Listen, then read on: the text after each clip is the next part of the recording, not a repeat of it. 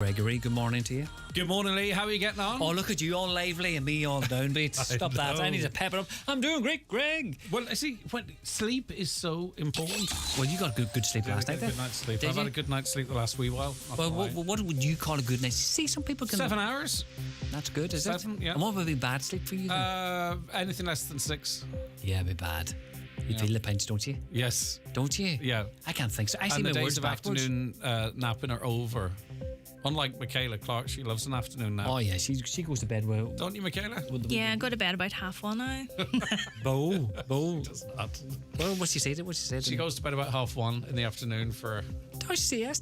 Does she? She does not. That's why she looks you so... don't do that, do you? No, sure, I'm here at 1:30. Oh, yeah, of course. Unless I'm napping down the back. Well, I know someone used to work here that did have the odd nap at work. Did they? Who? I can't say. Who? Caroline Orr? No. Who? I say don't their work name. here anymore. Oh, that's all right, okay. They did? Yeah. We should have a wee blow-up bed. Wouldn't that be good? That wee great. room behind you there is hardly used now. Soundproof room. You snore away all they want. Oh, well, I'd need that. Do you snore, Lee? I do, like a horse. Really? Never I affected can't. myself. Can I ask Michaela? Michaela, you don't snore, do you? No. Oh, she said Oh, that I with a don't smiley try. face. She I'm snores. told I don't. Yeah, exactly. Well, I just get to sleep first, then don't worry about it. But, okay. I don't want to be taking your time putting you. All right, good luck to you, Good Lee. luck to Sorry you, about that. I thought I was in the full swing of the show, but we're not there yet. Cheers, Lee. It is the 9 till noon show on the way. But first, let's get a news update. It's over to Michaela Clark. Thanks, Greg. There's calls on Donegal County Council to address safety concerns at Greencastle Harbour.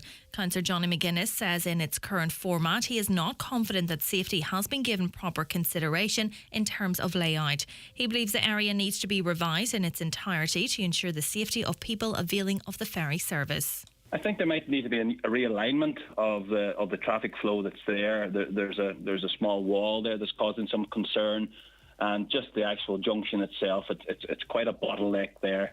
And we have a school in the vicinity as well. Now, obviously, they won't be there during the summer, but just the whole thing, I think, deserves a fresh look. Considering all the different moving parts that's taking place there now. The Kilmacrennan Schoolboys and Girls Football League Club has appealed to members of the club and the public to be extra vigilant after significant damage was caused to the changing rooms facility. The club says they are disgusted and disappointed to discover the level of vandalism on the site, with a number of roof tiles on the building broken. They say the cost of repairing the damage is massive and that it has been left in such a state that it is an accident waiting to happen. The potential of Swan Park is not going to be maximised until everyone can enjoy it. That's according to Councillor Rena Donaghy, who is calling for signs to be erected encouraging dog owners to keep their pets on a leash. The popular amenity reopened after much work was carried out there following significant damage caused to it by flooding in 2017. Councillor Donaghy says those who are scared of dogs are currently being prevented from availing of all the park offers. There's so much to do in Swan Park. There's so much to see for children and adults alike, and you have the river running through it, and you really do want everybody to enjoy it. But if people are scared and afraid of dogs, they're not going to maximise on the potential of the park. And there's a call to provide more support for the lost generation of COVID teens. Child and adolescent physiotherapist Coleman Noctor has said those between 14 and 17 years old missed critical social and emotional milestones during the pandemic. He says allowing them to discover themselves would go a long way. I use the analogy of teaching a child to ride a bike. You have to be there at the start to get them off, and then you have to let go. And I would love to see a space over the summer where we could almost have some sort of structured environment where these young people could come together, could work on identity and meaning and problem solving and all that sort of stuff. But we would step back and allow them to do that. Weather now mostly dry today with a mix of cloud and sunny spells. Highest temperatures of around 15 degrees. That's all from Highland Radio News for now. We'll be back with news again at 10 o'clock. Until then, good morning.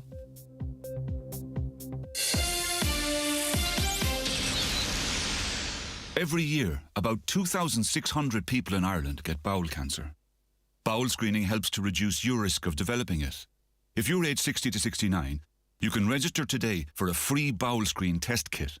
Once you've done the test at home, return it by free post and we'll test your sample for levels of blood. If you need any more tests, we'll let you know. Register today at hse.ie/bowel screen or free phone 1-800 45 45 55 from the HSE. The county's #1 talk show, The 9 till Noon Show on Highland Radio. And now it's time for the talk of the Northwest, The 9 till Noon Show with Greg Hughes on Highland Radio. Hello and a very good morning. You're very welcome along to Wednesday's 9 till Noon Show. This is the 24th of May 2023. How are you all keeping? Lovely weather out there again this morning. Not quite as sunny as it might be further south, but nice and dry and mild. And it looks like that weather's going to be with us right into and well into next week. Right, okay, well, let's worry about today. The phone lines are open for you right now. As you can imagine, we've got loads lined up for you across most of the big stories, but we want your views, your comments, your topics as well. WhatsApps and text to 086 60 25000. If you're outside the Republic, it's 0035386 60 25000. Give Caroline O'Neill a call. They're on 07491 25000, or you can email wherever you are to comments at highlandradio.com. Right, let's look at the front of and inside some of today's newspapers. The Finn Valley Voice this morning. A man who strangled and beat a 29-year-old mother of two to death during a psychotic episode has been jailed for 14 years and must undergo 5 years of post-release supervision and psychiatric care. Jasmine McMonagle died from her injuries in her home at Killygordon in the early hours of January 4th, 2019. Mr. Justice Paul Burns at the Central Criminal Court sitting in Monaghan on Monday passed sentence on Richard Burke, who was found not guilty of murdering Jasmine McMonagle, but guilty of her manslaughter earlier this year. And we spoke to Jasmine's sister Jenna on the programme yesterday. I don't think she's doing too many interviews, so if you want to listen back to that when you wish, it's on our website in the news section. You can hear that full interview on the 9 till Noon Show there. We might put it up separately in the listen back section because, of course, many of us were following it all very, very closely. The let me see, this is the Inish Live, isn't it? I'm just going on to the inside of it. Sorry, the Inish Times, I beg your pardon. A hearing date has been set for a case involving a Donegal company that's at the centre of the defective block scandal. Donegal County Council has issued legal proceedings against Cassidy Brothers Concrete Products Limited. The case was before Tuesday's sitting of Buncrana District Court. The company is set to fight the case, which is over its alleged non-compliance with planning conditions. Solicitor for Donegal County Council, Kevin McElhenney, told a brief hearing on Tuesday at Buncrana Courthouse that he was seeking a hearing date in the matter. When asked by Judge Tane Cunningham how long the case would take, Mr. McElhenney said he doesn't anticipate that it will take too long. Judge Cunningham listed the case for hearing at Buncrana District Court on November 28th, 2023. Cassidy Brothers Concrete Products Limited are represented in the matter by Eamon Dillon solicitors. The issue centres on non-compliance with planning conditions and at the company's headquarters at Grantia, Buncrana. On to the Donegal Post now. And plans to remove a section of forestry as part of a dune conservation and restoration project at Merva have been met with mixed reactions locally. A number of people have expressed concern that one ecosystem is being sacrificed in the interests of another. Others have questioned the wisdom of removing trees if the goal is to create stable sand dunes. However, Quilcha, one of the organisations behind the project, is reassuring people that the project is good for coastal management and biodiversity, and they are allaying concerns that removal of trees could be damaging. In response to queries by a reporter for this paper, a spokesperson has outlined responses to a number of the questions raised locally. 3 Donegal locations, Merva, Ards Forest Park and Rinclefn Hornhead, are among 4 Irish projects in the EU-funded biodiversity project Life Insular. The 4th location is Raven Nature Reserve in Wexford, where work is already underway. So I don't see the... I don't know. I'll have to read the article in more detail, but the forest is some way back. The trees are some way back from the sand dunes at Merva, if you're familiar with it, if you've travelled down there or live in the area. I don't see how, as I say, though I'll have to read in a little more, I don't see how removing the trees so far back would protect the sand dunes. but to Cúilte know what they're doing. The Irish Independent this morning, a bitter coalition row has broken out over Fine Gael's call for a €1,000 tax cut in the budget. Now, this is very unusual. There's always horse trading at budget time, when parties will fly their kites and what have you. That includes opposition as well as government. It's very unusual, though, for this conversation to be had in public so early in the year.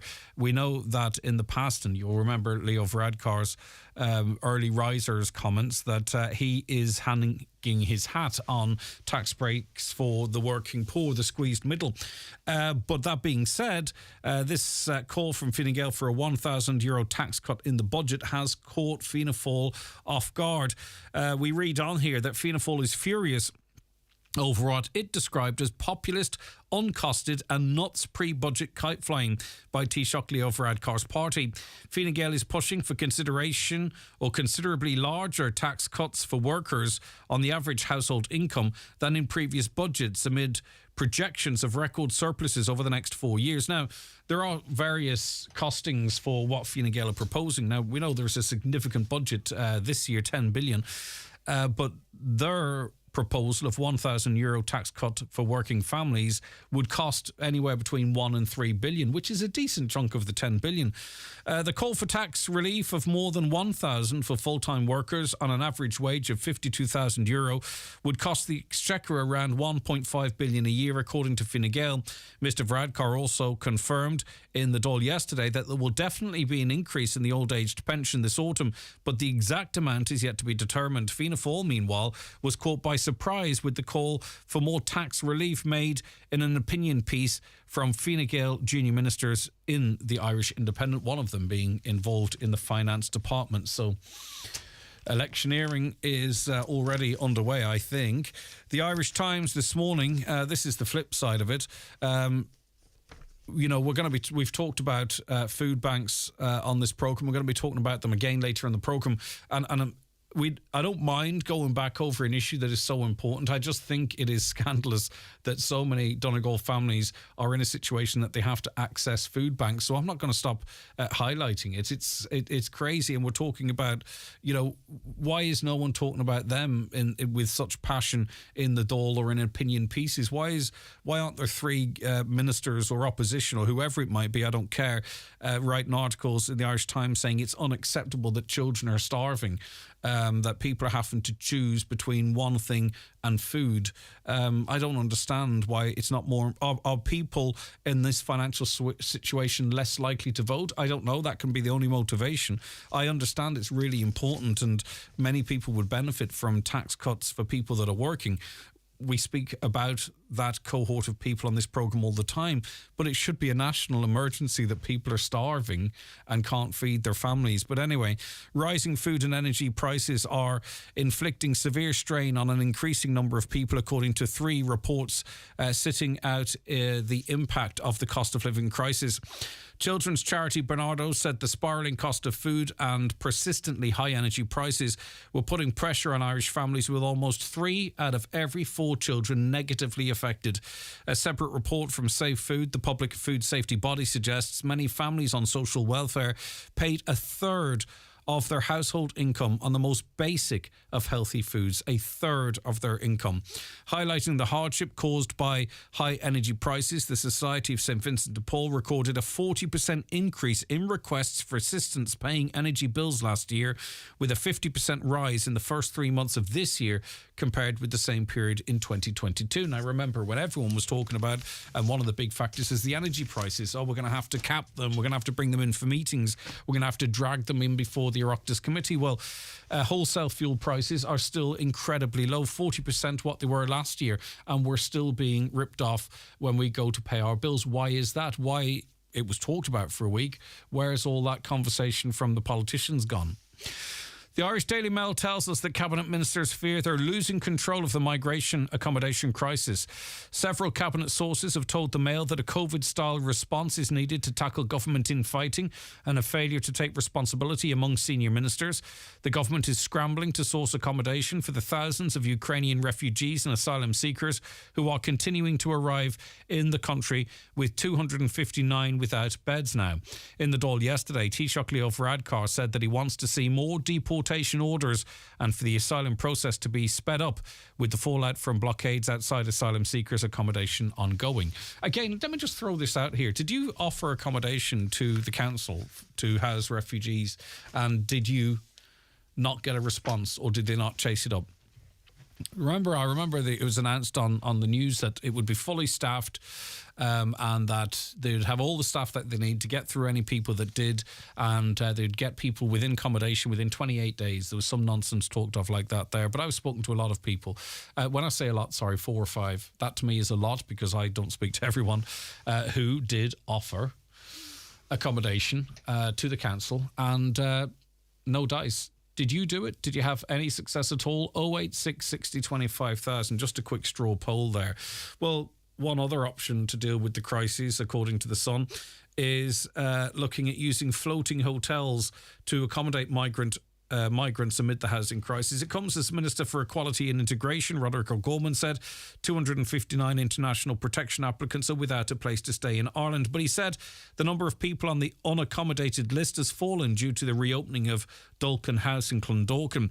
Mr. O'Gorman said it's still too high, but we are working on it, and when we're able to open more accommodation over the next weeks, we'll be able to make inroads into the number. The minister said he's now looking at flotels in a bid to house migrants. Flotels are living quarters created on top of rafts or platforms and have been used in the offshore oil industry to house workers. So they're in the market now for a flotel.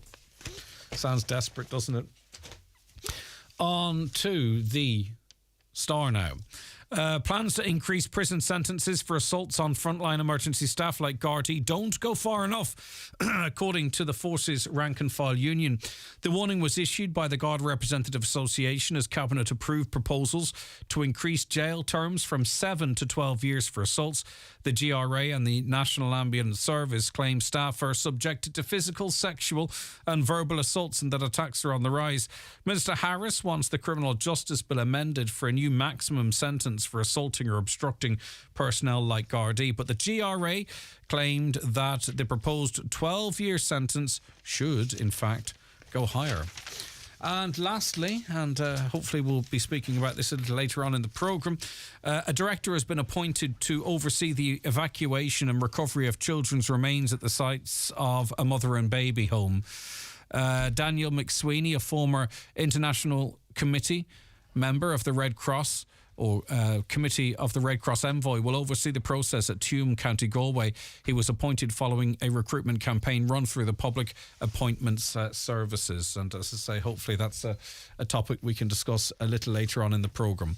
All right, stay with us. Actually, do you know what we'll do before we take a break? We'll go straight to our first guest. Raymond Shields is committee member of Kilmacrennan Celtic Football Club. He joins us now. Raymond, thanks for taking the call today. Good morning, Greg. Right, okay. You, the club, disappointed and disgusted. A local amenity vandalised. What happened? Well, as a club, we're very disappointed, anyway, the level of vandalism that has taken place at the park. The vandals seem to have gone onto the roof. They've done severe damage to the roof, which will cost the club an awful lot of money to fix. And inside the clubhouse as well, so they broke in there. But this is not an isolated occurrence at all.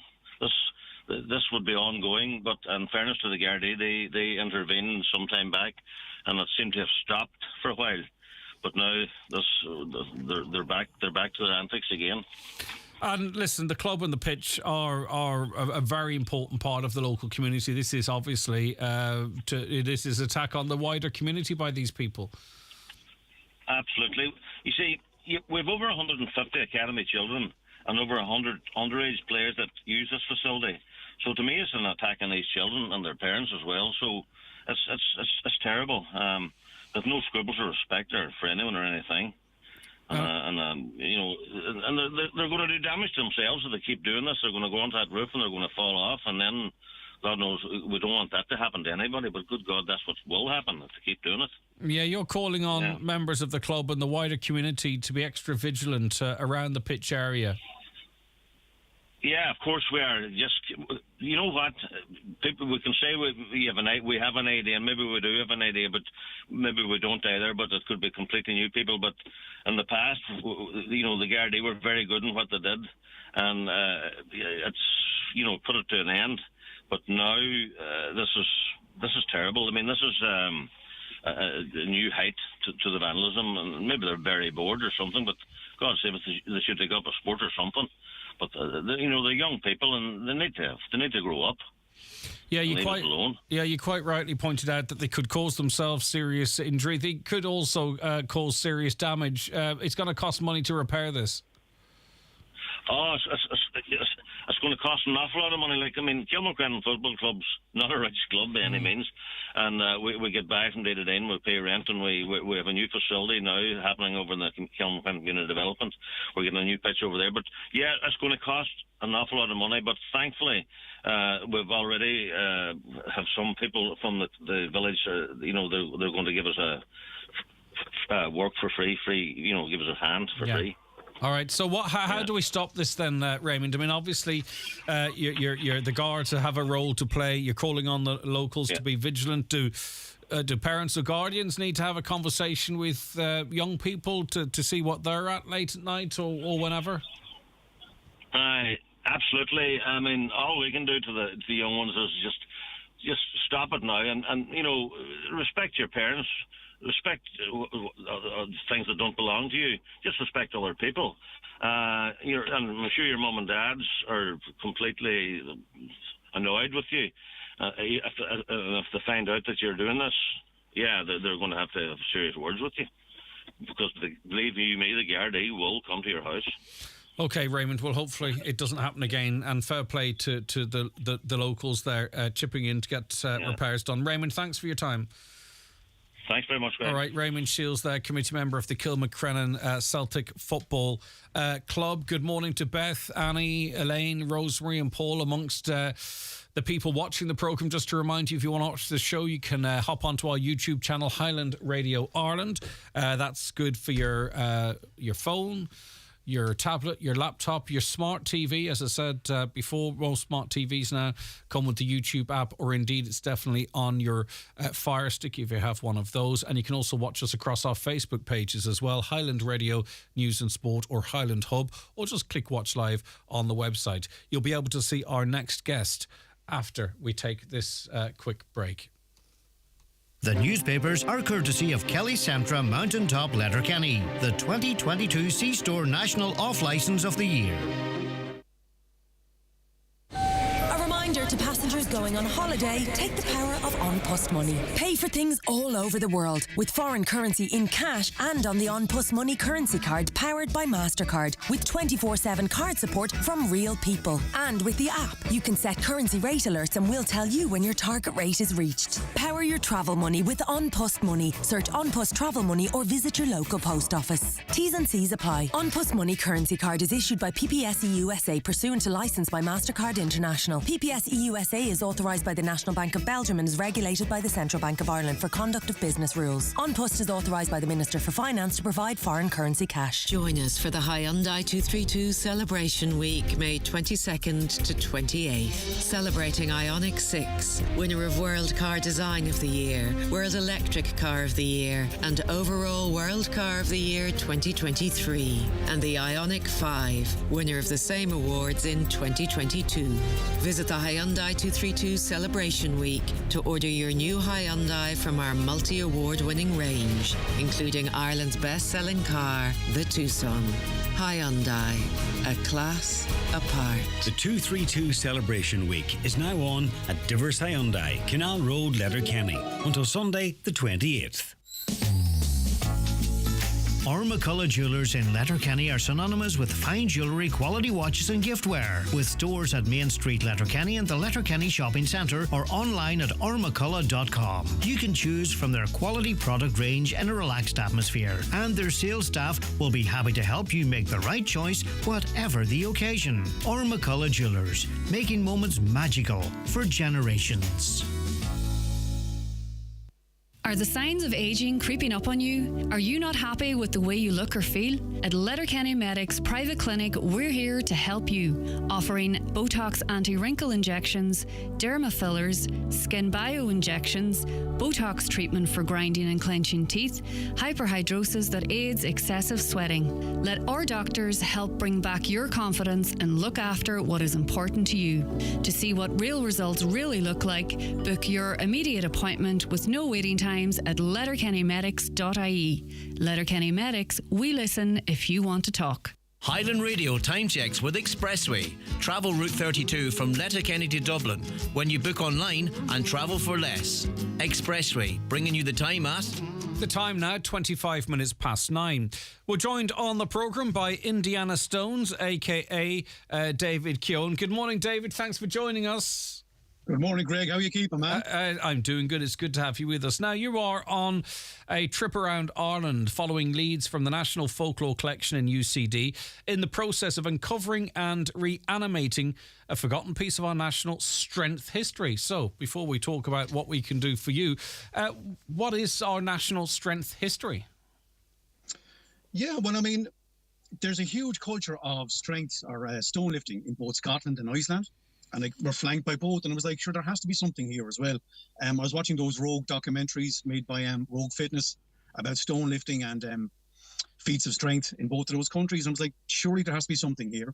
So I got to researching through Dukas, through the National Folklore Collection, and I found there was a massive history of stone lifting, or feats of strength in Ireland, generally at funerals with funeral games, but also at crossroads on a Sunday. And it seems to be a recurring theme that Sundays before or after Mass, the trials of strength was a thing that was done about 150 years ago. All throughout the country, Greg, everywhere, all throughout Ireland. And the more I'm finding, the more people are getting in contact with me. And it's just been an incredible journey through our national strength history and our culture and heritage, you know. And what period of history are we talking, and when might we have seen this practice die out? You're probably talking, I'd say, the mid-1800s and before that, for a long, long time before that. So I'd say it kind of died out probably around the 1870s with the likes of the famine, and then like the likes of the fight for independence and immigration, and a lot of that, it all died out. And like our history was all oral the whole way along because of, I suppose, our troubled history with England, that everything had to be like word of mouth because you couldn't write anything down because it was a deliberate kind of trying to get rid of the Irish language. So all of this history was oral, and a lot of them was taken away through emigration or through people moving to cities. And what I'm just been doing is just trying to dig back up this piece of our past, and it's just been fascinating, you know. And I'm trying to imagine here a funeral, and at what point in the funeral it said, right, okay, now it's time for the stone lifting competition. I'm not being facetious, generally struggling to see how that fits in there. Have you been able to sort of paint a picture of how that would unfold? I've been talking to Dr. Conor Heffernan, who's a strength kind of sociologist up in Ulster University, and a couple of historians and stuff along the way as well. And what I've gathered from it, Greg, is that there was funeral games, because the funerals last maybe 3 or 4 days.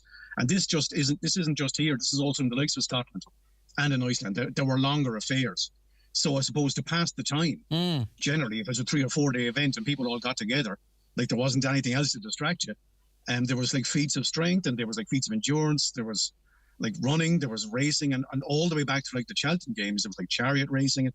It's been incredible to read up on it. You know, I'm not too well versed in exactly how it happened, but it definitely did happen. Speaking to these, like I said, these historians, you know. And do you imagine it was just a competition of strength? You know, natural strength. Would people be inclined to train for something like this, I wonder?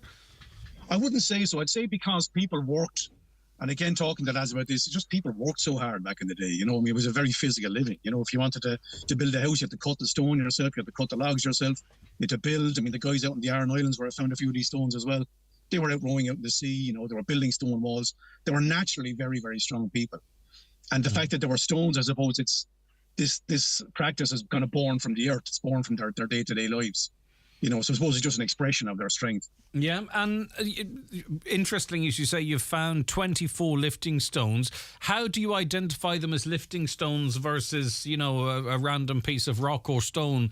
How were you able to say, right, this was probably a lifting stone from the 19th century? Because, like I said, going through the Dúchas archives, they give a general kind of where this could be. It's either at a crossroads in a village, or it's in a graveyard, in a specific graveyard. It's just finding these graveyards sometimes is difficult, because a lot of them aren't even on Google Maps. They're so old.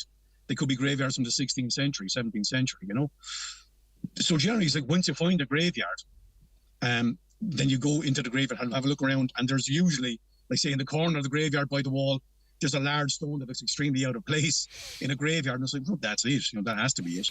And then because you're on somebody's land, I went down to one down in Faha, down in County Clare recently, and the farmer knew all about them. He knew all about there's a man's lifting stone and a woman's lifting stone. And he was like, he knew all about them. He's like, oh yeah, they're there. He said, they're down by the wall. They haven't been picked up, he said, in my lifetime, and this man was in his 70s. But they're there, he said, we know the history about them. Like I said, people know the history about them, but it's just not out there.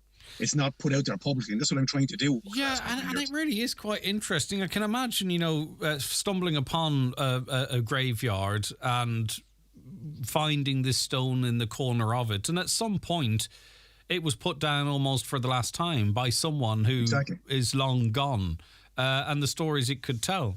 I suppose you kind of have to fill in those blanks now, because we know stones don't speak. But they almost do. It's amazing. You're physically in contact with your ancestors. You're physically in contact through the stone with these people who've lifted up in the past, and it's fascinating to think, like, how many people have picked that up, or when was the last time it happened? I found one up in Westmeath, up in Clonfad, in this beautiful old graveyard that, like I said, is not even on the maps. It's just a circle of trees, and they described it in Dúchas as an egg-shaped stone.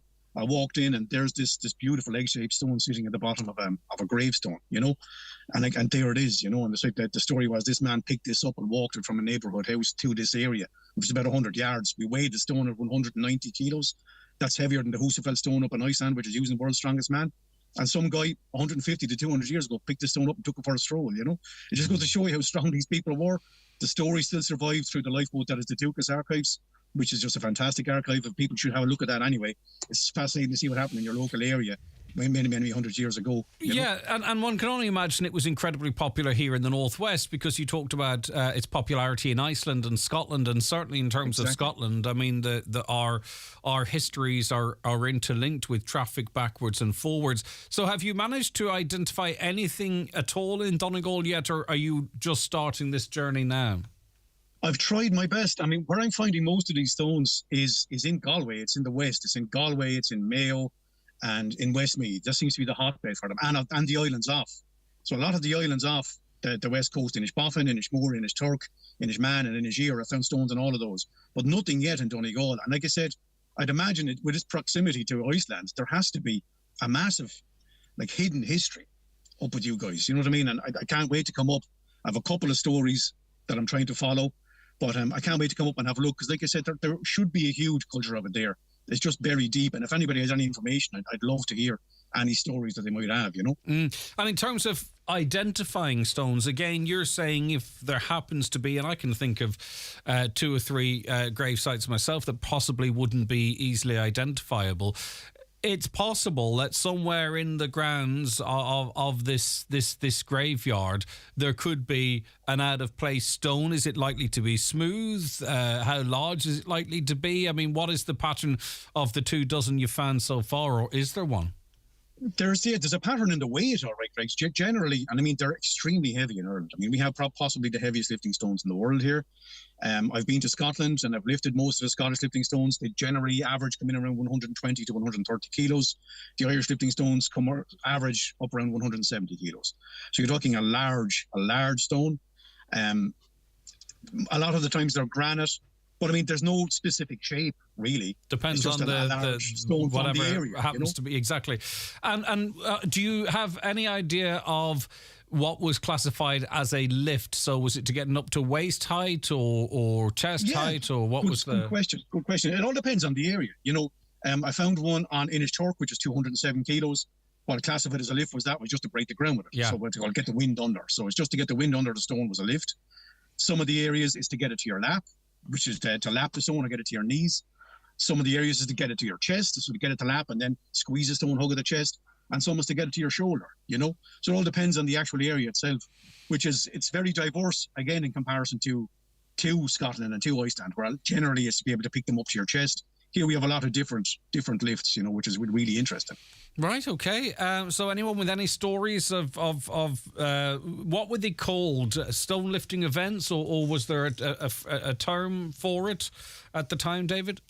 Yeah, just it's stones of strength, or we call them clockneart. So they'd be the Irish for stones of strength. And and like I said, generally cemeteries or crossroads was the place where they were found meeting points many hundreds of years ago. All right, fascinating stuff. David, how do people get in contact with you? People can contact us and we'll pass anything on, but do you have an email address or a Facebook or whatever way you... Yeah, if people want to contact me through Instagram, I'm down as Indiana Stones.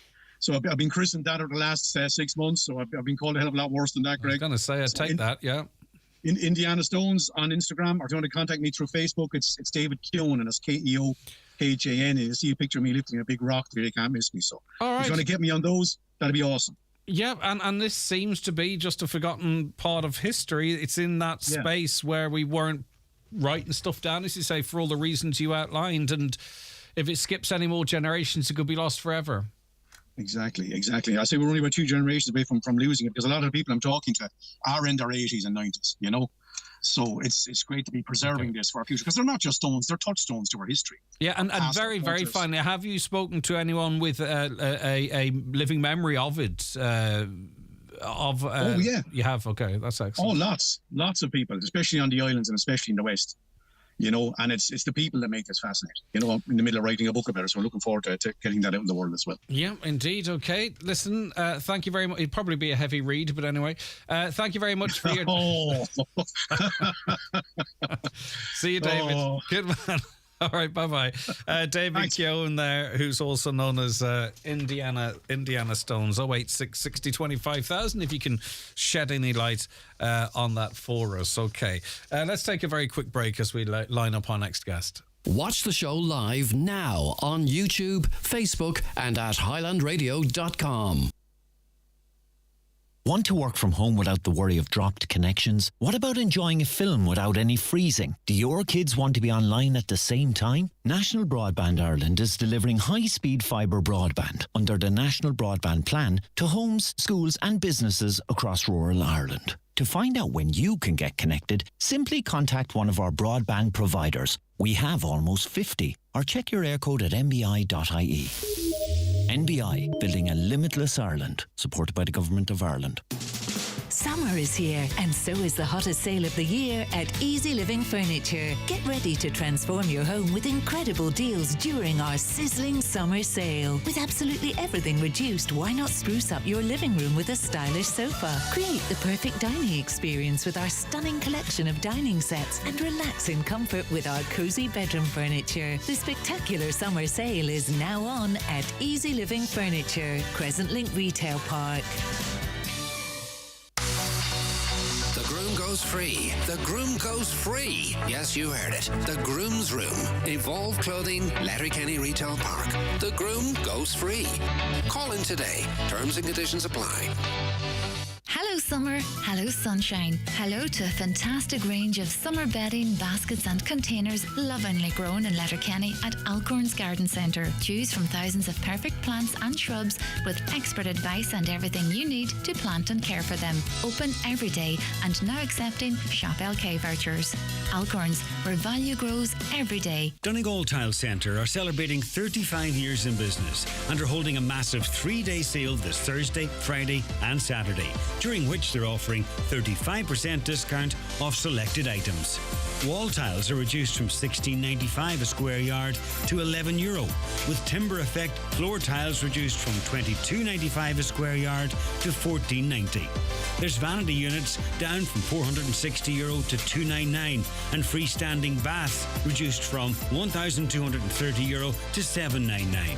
Stock is limited, so don't delay for these genuine bargains. Get along this week to Donegal Tile Centre, Ross Few Business Park, Letterkenny, just off the Polestar roundabout. Now, the Alzheimer's Society of Ireland is running a national survey to capture a snapshot of the experiences of people affected by dementia, those living with the condition and their families, caregivers and supporters. The experience of dementia in Ireland Survey 2023 aims to understand more about this cohort's critical challenges and the supports they need. Dr. Diane O'Doherty is Research Officer with the Alzheimer's Society of Ireland. Good morning to you. Thank you so much for joining us. Morning, Greg. Thanks so much for having me. Is this something that you tend to do from time to time, or is it trying to sort of fully identify the obvious gaps that are there? So I suppose this is something that this is probably quite new for us within the Alzheimer's Society of Ireland, but I suppose we're in this really interesting space at the moment. So we're coming out of the COVID-19 pandemic, but also being really cognizant, that there is a couple of different crises, with the economic crisis going on at the moment, the war in Ukraine. So there's a lot of, I suppose, changes happening in the environment at the moment. And I suppose working with people living with dementia and family carers, this is, I suppose, a good time that we'd like to try and, capture, as you say, those experiences of people living with dementia, and also people who are kind of current caregivers and supporters.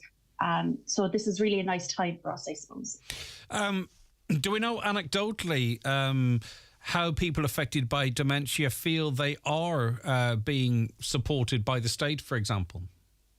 Well, I suppose at the moment, that's one of the key things we're trying to map. So I suppose anecdotally, we would hear that people are struggling, and I think that's kind of broader society as a whole. People are struggling to seek access to different supports, whether you have dementia or not. But I suppose people living with dementia are struggling, and I suppose we're really cognizant of that. And I suppose that's, again, why we were trying to map this. I suppose we're trying to map it, as you say, it's a national survey. So we're asking people to give their feedback from all the way up in the northwest where you are. I'm based down in the southwest, all across the country. So really trying to build that picture of what are the supports and services, what are people's experiences, and how can we best support them. Yeah, and it'll be interesting to hear the views of family and caregivers as well. You talk of the cost of living crisis that we're in at the moment, and people struggling, feeling that they might have to make choices between working and paying the bills or caring. I mean, obviously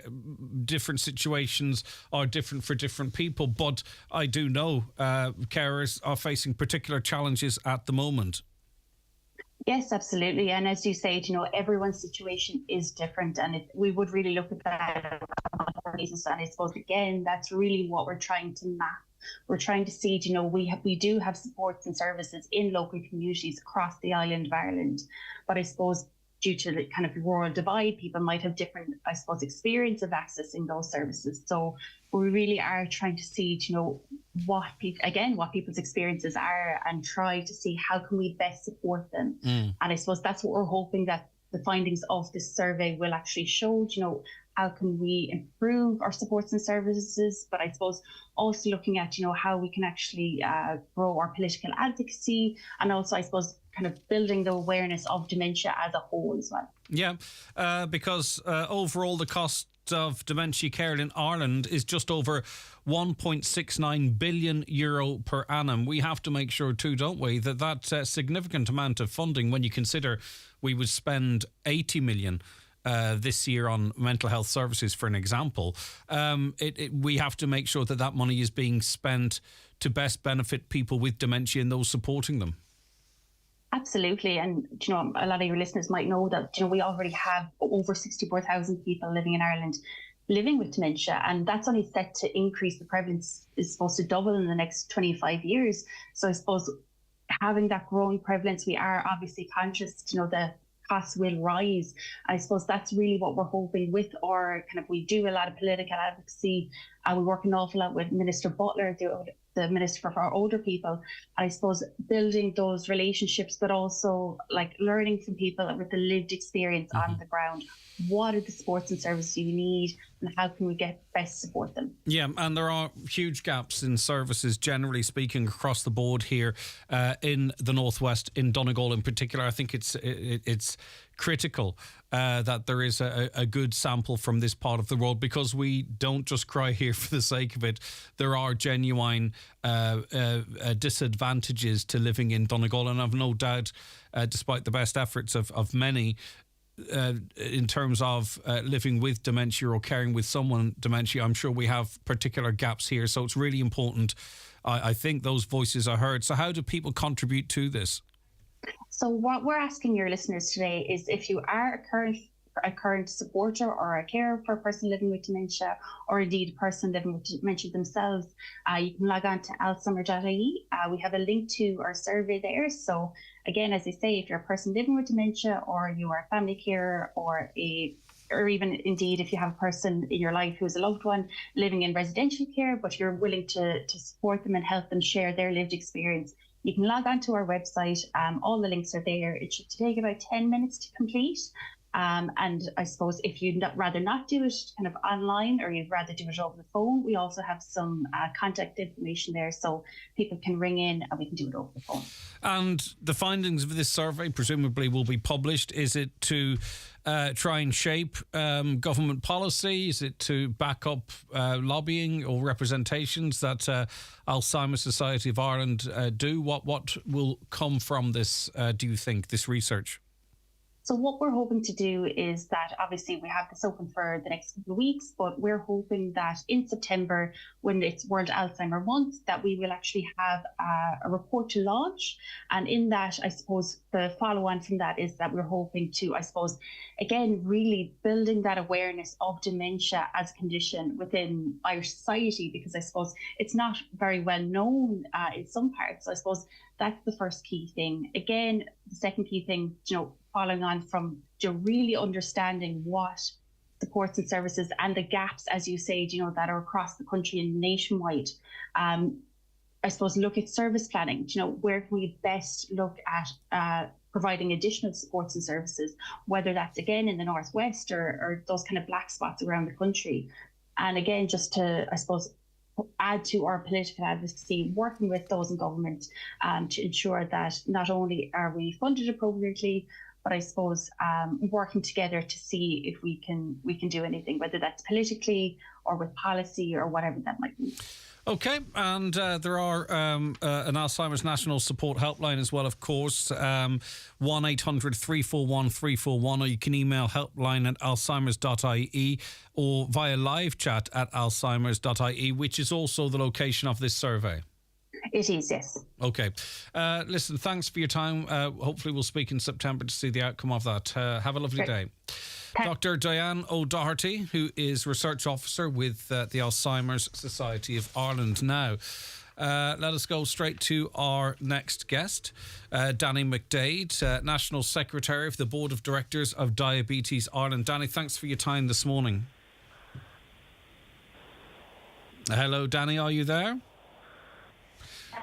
Right, okay, that line is not fantastic, Caroline. We might try and reconnect with Danny whilst we take this break. After a long, hard day, treat yourself to something luxurious. Your drive home. The sleek new Nissan X-Trail has a dreamy, luxurious interior and is now available with e-Power, Nissan's unique hybrid driving system that lets you experience the pleasure of electric driving without the need to plug in. And it's available in 5 or 7 seats, so even the school run feels like a spa break. The all-new Nissan X-Trail with e-Power. Drive it to believe it. Book your test drive today at your local Nissan dealer.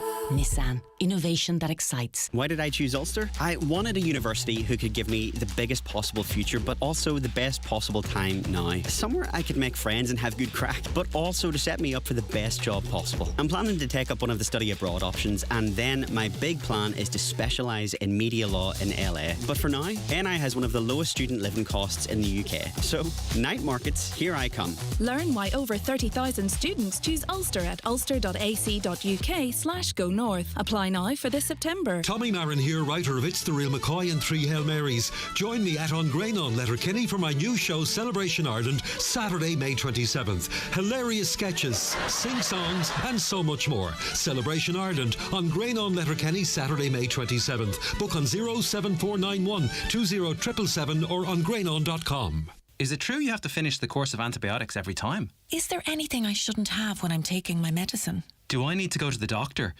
Or is there an over-the-counter treatment for this? We all want to make sure we're doing the right thing when looking after ourselves and our family's health. Your local pharmacist can provide quality, expert advice you can trust and advise on medicine to improve your symptoms if needed. Your local community pharmacy, always here for you.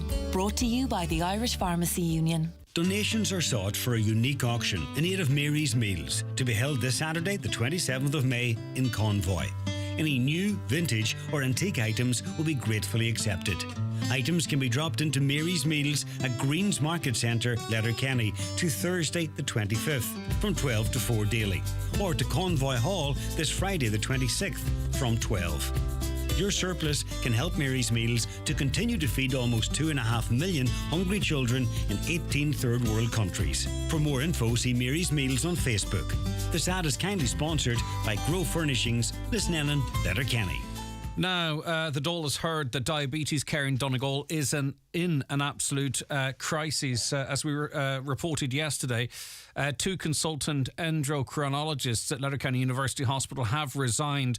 All the while, adults with diabetes are waiting 24 months for an appointment, which is way above the recommended time frame of 6 months. And as we heard on the programme yesterday, this can have very serious consequences for people's physical health. But as you can imagine, too, this is going to impact people's mental well-being. Danny McDade is National Secretary of the Board of Directors of Diabetes Ireland, and he joins us now. Danny, thanks for your time today. Good morning, Greg. Thanks for having me. You know, from your own family experience, you have 2 daughters with type 1 diabetes for over 3 decades, and your granddaughter, age 11, also has it. You can obviously then really understand, not least because of your role with Diabetes Ireland, the terrible situation we find ourselves here in Donegal. We've been through a lot over the years, but we're really stunned at this development, because we were promised, as you say, the recommended code of practice for the care of diabetes is to be seen by an endocrinologist and their team. Which is very important. The team is important. They should be seen every 6 months. And the last time that the figures that we had, it was 24 months and rising. So it's all about the management and care. So people across the county with type 1 diabetes must be stunned at this announcement. I was part of a delegation of the Donegal branch that met with the Minister, Stephen Donnelly, when he was last in the county in October, and things we were promised good things, and the same with the management in LUH. We were promised that things were improving, but seems this is a bolt from the blue, it would appear, that the resident endocrinologist was due to retire maybe in 2 years, but now, and a second endocrinologist was appointed, some time ago, 3 weeks actually, I think, and he has handed in his resignation, and so did Dr. Camus, who was due to retire in 2 years, so he is now tendered his resignation as well.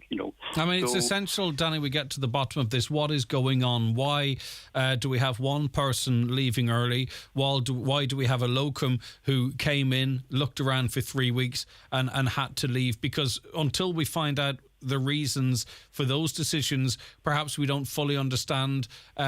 We won't fully understand what we have to do to actually recruit people for this for these services. Yeah, that's that's the point. And a statement needs to be coming from the management and LUH. Why this is happening, because Stephen Donnelly had announced that there was an extra 30 million going to LUH. But certainly none of it has come the way of diabetes. So reading from it, it would appear that it's burnout of the endocrinology, the resident endocrinologist that was there. So this is serious for for people with type 1 diabetes, and there's at least 170 children under the age of 16 with diabetes in the county, and it must be worrying for their parents that this is a system that they are going to be entering, It is horrendous. And also, too, and it was mentioned on the programme yesterday, there are other staff that support the endocrinologists. What are they going to stay? Are they going to leave? They're not going to want to sit there twiddling their thumbs. I mean, this is an emergency situation. This is a crisis that needs immediate attention. Yeah, well, the team... It's a team. When an endocrinologist is appointed, the whole team has to come along with them. There's another 4, probably at least. You have a podiatrist, a psychologist, screening, eye screening, and we don't have any psychology services in LUH. And you know yourself, Craig, a team is about the management and who you have on it. If you haven't the full team there, can you imagine Donegal turning out with we see at the moment without Michael Murphy, or if you turn out the team without the keeper, then you have problems. Yeah. But what happens with management with the team? If the team is not doing well, what happens to the manager? Well, where do we go from here, though? Because as it stands, there are 24 months waits. I'm sure there are people out there that say they've been waiting longer or fear they might. As we've already talked about, there is the assessment, the ongoing assessment that needs to happen, the potential complications that can damage physical health, and I already referenced to the increased anxiety and stress on people. So where do we go from here? Because we have a situation where, and sorry to say this again, but we have a situation here where many people, hundreds of people in Donegal, face much poorer outcomes in really quite a short period of time than people with the same condition living in other parts of the country, right? So that is not sustainable, Danny. So what do we do next? It's hard to know. This has come, a bolt out of the blue for people with diabetes in Donegal. Well, first of all, I think Charlie McConalogue accompanied the minister when the delegation that we met with him in October, and he should be in the minister's office this morning to see what is happening in LUH, and if there was 30 million pumped into it, it certainly didn't come the way, and why this is happening, and why certainly a senior endocrinologist, which I have known to be, he's in Letterkenny for maybe 12, 14 years, gentleman, and was very well liked by the community that availed of his services, and so it must cause serious stress and anxiety to people with type 1 diabetes, and that is one of the things that raises blood sugar levels. Stress has to be avoided, and anxiety. Okay. And I can imagine what they're going through.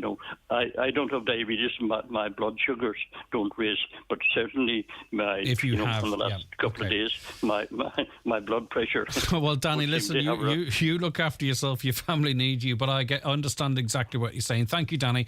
Danny McDade, National Secretary of the Board of Directors of Diabetes Ireland. So there are serious questions that need answers. We'll make contact with Minister Charlie McConalogue's office to see if he'll at least issue us a statement here to read as to what he is planning to do. As I'm not going to keep saying it, as you would know, unfortunately it's a terrible situation in terms of democracy, but the most listened to show here, 80-odd thousand of you every single week. Unfortunately, we can't put those questions to the Minister directly, but that is where we're at. So we're going to struggle on and continue to try to do our best for you guys as much as we can. Right, okay, we're going to take a break for the news and obituary notices. We'll be back with more after. Harkins have been providing customers with quality fireplaces, stoves and electric fires for over 30 years. And now you can experience the elegance of luxurious worktop from Harkins. Their experienced craftsmen can fabricate marble, quartz or granite worktops to your specification. So, if you're planning a new kitchen or bathroom or upgrading your existing one, Harkin Fireplaces can provide a quote for your quartz, marble or granite worktop. Visit their showroom in Ballybogan, Lifford or call 9141109 or visit them online at harkinfireplaces.ie. In this week's RTE Guide, today shows Sinead Kennedy on long-distance relationships and how parenthood has changed her life. From biking to bathing, our out and about issue is bustling with tips for things to do this summer. And from Barbie to Oppenheimer, we preview summer's big movie releases. Everything and more. RTE Guide, on sale now. Beat your personal best with top brands and premium running footwear from Michael Murphy Sports in Letterkenny. There's new arrivals from Asics, New Balance, Brooks, Adidas and Under Armour in a range of structured and neutral styles. There's also free next day delivery on orders over €85 at michaelmurphysports.ie. At Hickey, Clark and Langan Insurance Brokers, they compare quotes from all the leading insurers, so you get a great price. Home, motor and van, farm, holiday home, travel and liability insurance, they quote them all. So if the worst happens, you're covered. For a competitive insurance quote today, call Hickey, Clark and Langan on 9126688 or pop into their office at Ballymacool, Letterkenny. Hickey, Clark and Langan General Insurances Limited, trading as Hickey, Clark and Langan, is regulated by the Central Bank of Ireland. Check out these special offers at Simpsons Supermarket Glencar, Letterkenny. There's Nicky Toilet Roll 9-pack, €3. Lucasade Sport 4-pack, €3. Kellogg's Cornflakes 720 gram, €2.50. And there's Surf Tropical 80 Wash, now €10. At Simpsons Supermarket Glencar, Letterkenny. While there, check out Peggy's Kitchen Cafe for great food, tea and coffee. Only 2 minutes from Letterkenny Hospital. Simpsons Supermarket for great value every day.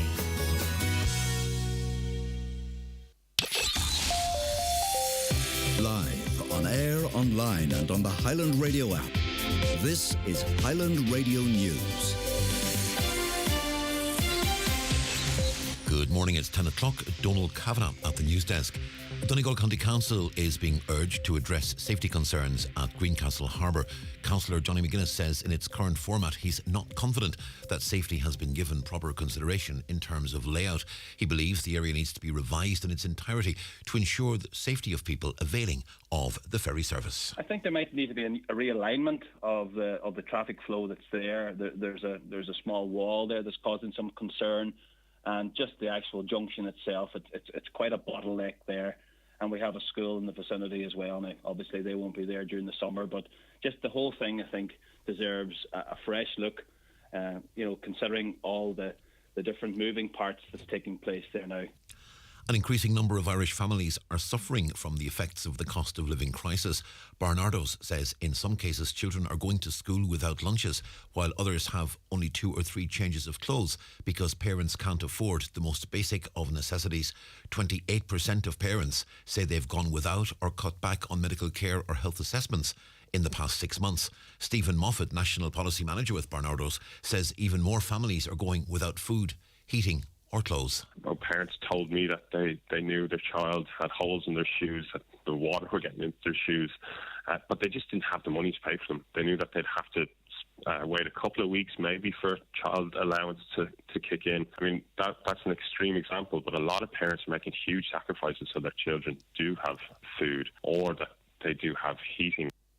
A Midlands North West MEP has defended his decision to vote against the proposed EU nature restoration law in the European Parliament's Agriculture Committee this week.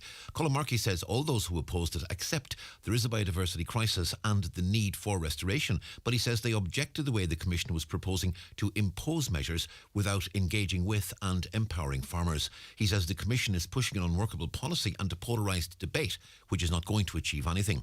According to Mr Markey, one of the key issues is the failure to incorporate carbon farming into the legislation. I think we can get to the right place. I think it involves an element of nature restoration, but it also involves the principle of carbon farming. If you legislate and set rules, then you don't provide for the additionality that's needed to reward carbon farming. And I think the two have to be looked at in conjunction with each other. Doing nature restoration in the absence of proposals around carbon farming, that you really need the two working together. And if we do that, we can have a successful outcome.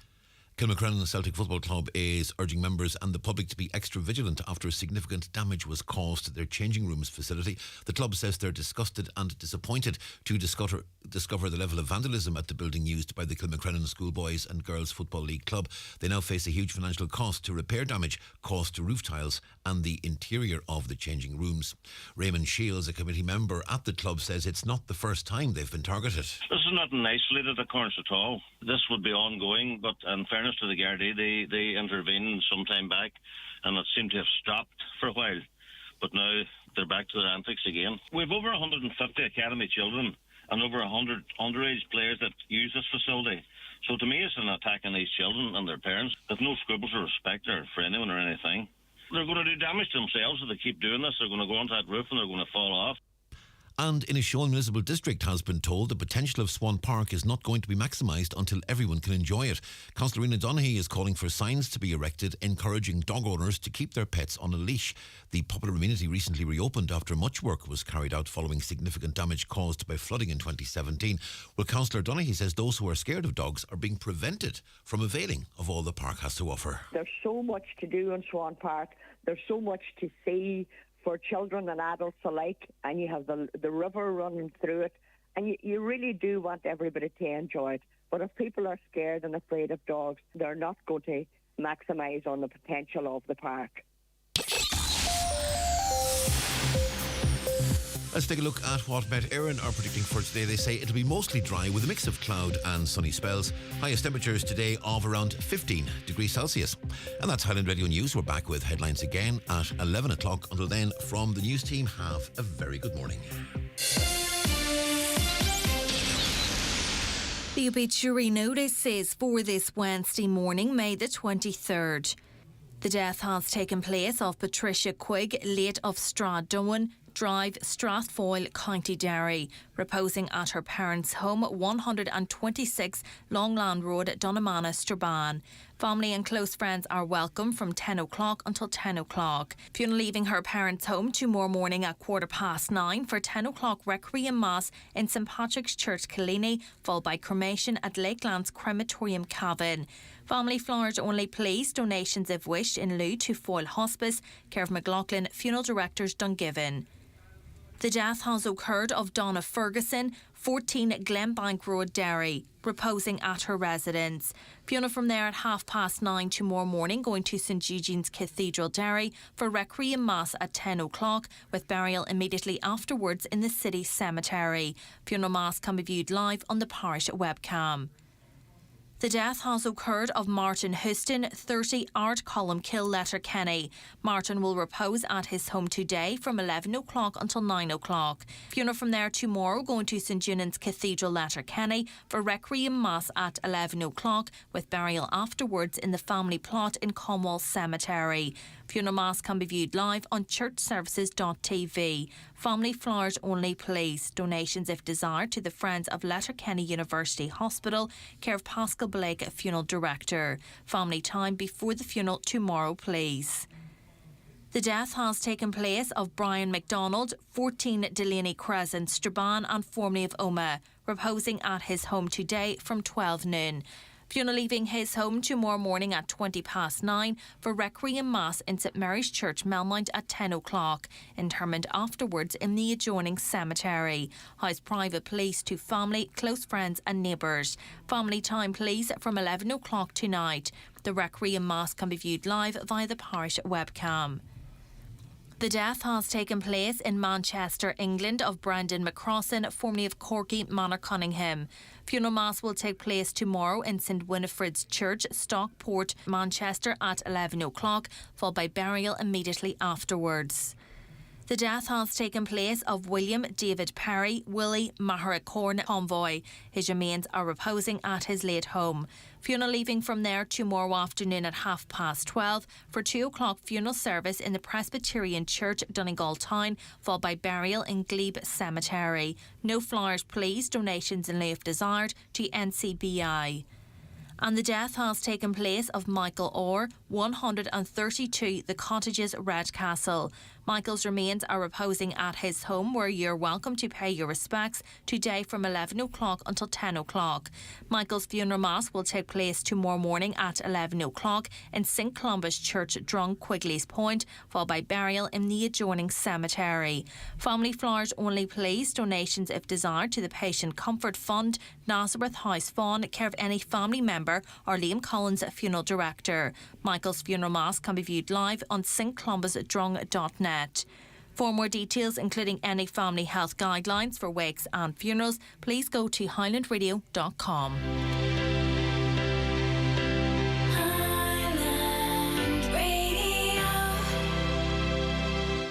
Every year, about 2,600 people in Ireland get bowel cancer. Bowel screening helps to reduce your risk of developing it. If you're aged 60 to 69, you can register today for a free bowel screen test kit. Once you've done the test at home, return it by free post and we'll test your sample for levels of blood. If you need any more tests, we'll let you know.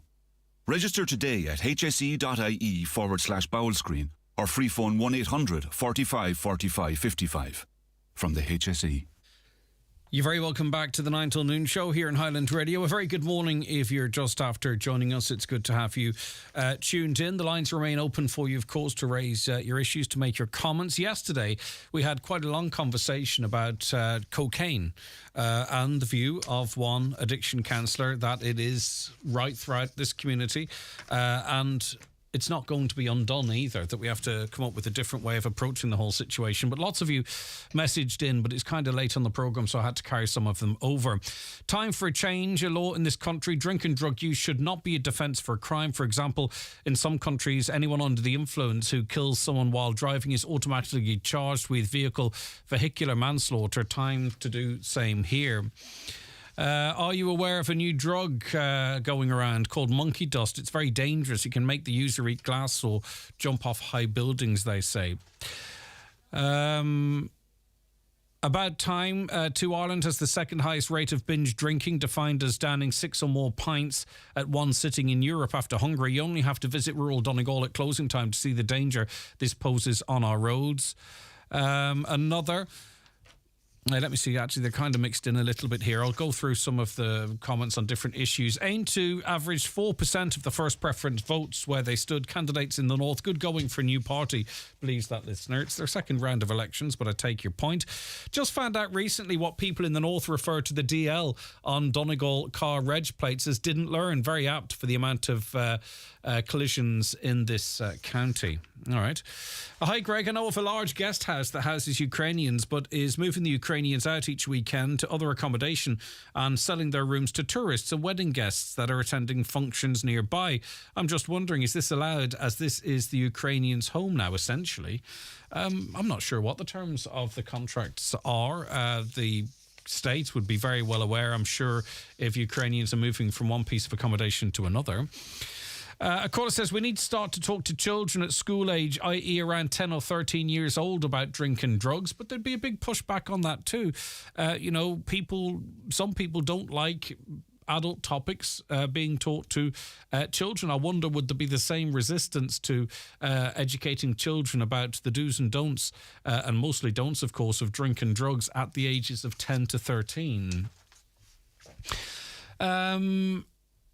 Hi, I've been to Portugal twice. The toilets are attended and are spotless. Surely those who are on the dole who have to do community work could do this on a rotating basis. The toilets at Rathmullen are disgusting. Okay, I'm not sure really I don't see why you would... people on social welfare, you get them to clean toilets. I mean, there's no harm in that job, but pay people to do it. Greg, my daughters are both celiac. The price of food is terrible. If we weren't so sick eating gluten, I'd be back eating normal food. I can imagine. I don't have any insight into that challenge, but I can imagine. Morning, Greg. No justice for Jasmine, and hard to believe 2-year prison sentence handed down for attacking an older lady with Alzheimer's in Dublin. I feel sick thinking of what she went through. Thank you. Indeed, I understand exactly where you're coming from. Caller would like to know if anyone has any advice on getting a smart meter installed. Is it a good idea or not? Actually, it's not a bad question, you know. We spoke most recently about people resisting it for whatever reason they might. I don't see the difference in it. They're going to come anyway. I don't see the difference in getting a smart meter or not. As I've said, and I don't want to repeat myself, apologies, I did do some research on the tariffs, and I don't like the tariffs because the electricity is a little bit more expensive in the morning and cheaper at night, but I don't want to put stuff on at night.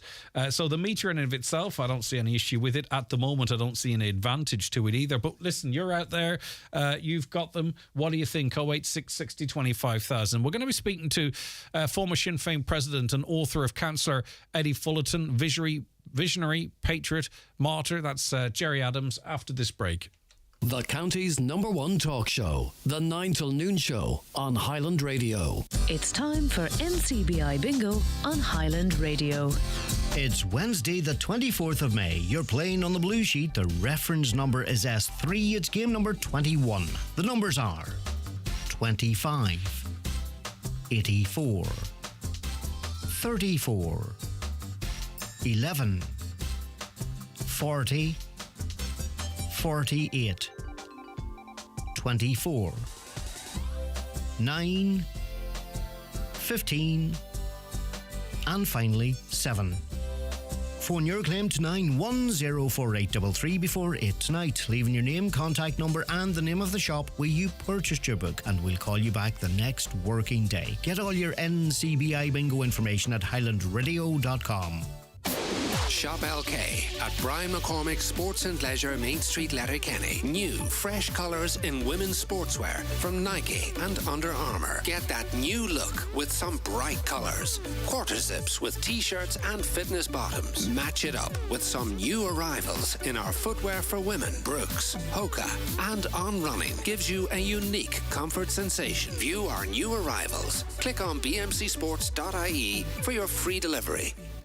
Are you looking for a safe and secure way to store your belongings? Look no further than Space Hub. We offer high-quality new insulated containers that you can rent or buy. Keep the container in our secure yard or have it delivered to your own property. Contact us today to learn more about our container rental and storage services. Call Martin at Space Hub now on 04871 878077 for more details.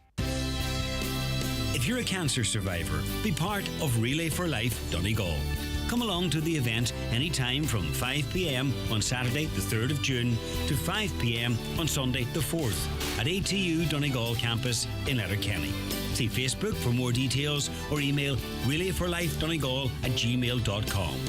Relay for Life, celebrating cancer survivors and supporting the fight against cancer. Okay, you are very welcome back to the programme, and we welcome onto it now Gerry Adams, the former Sinn Féin president and author of Councillor Eddie Fullerton, visionary, patriot and martyr. Good morning, Gerry. Thanks for your time today. Imagine my Greg, how are you? Good. Getting you loud and clear. Thank you very much for joining us. Okay, you're going to launch this book at the Lake of Shadows Hotel in Buncrana tomorrow night at 7 p.m. What approach did you take to this book, Gerry? Other than the obvious, what story did you want to tell?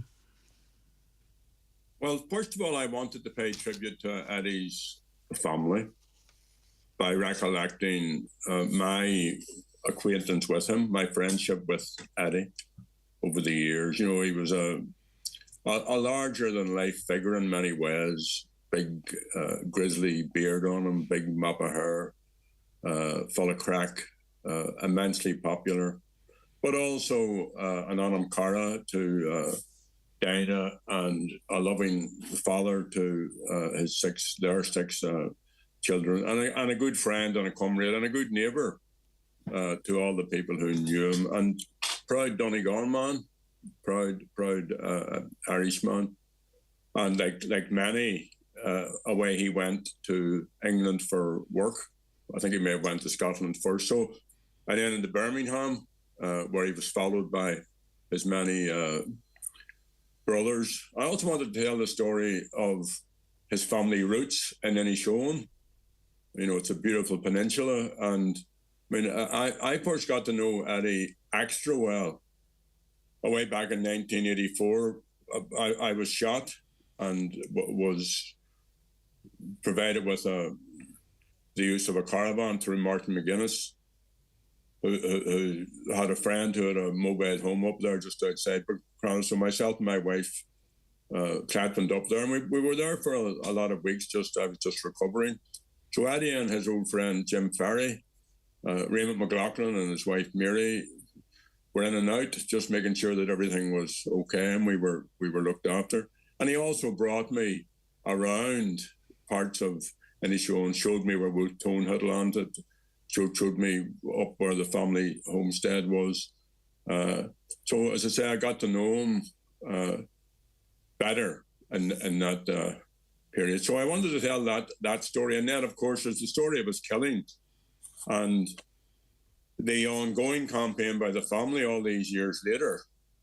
They know the truth. They know what happened. The recent Ombudsman's report last year, Marie Anderson, Operation Greenish, said that British state forces were involved with UDA and other loyalist paramilitaries, that the weapon came in from South Africa, that as many as, I suppose, the figure I have here is 19 people were killed and many, many more were injured. So it's telling that story. This is the book, Greg. Yeah. And that, by the way, is the photograph of Eddie.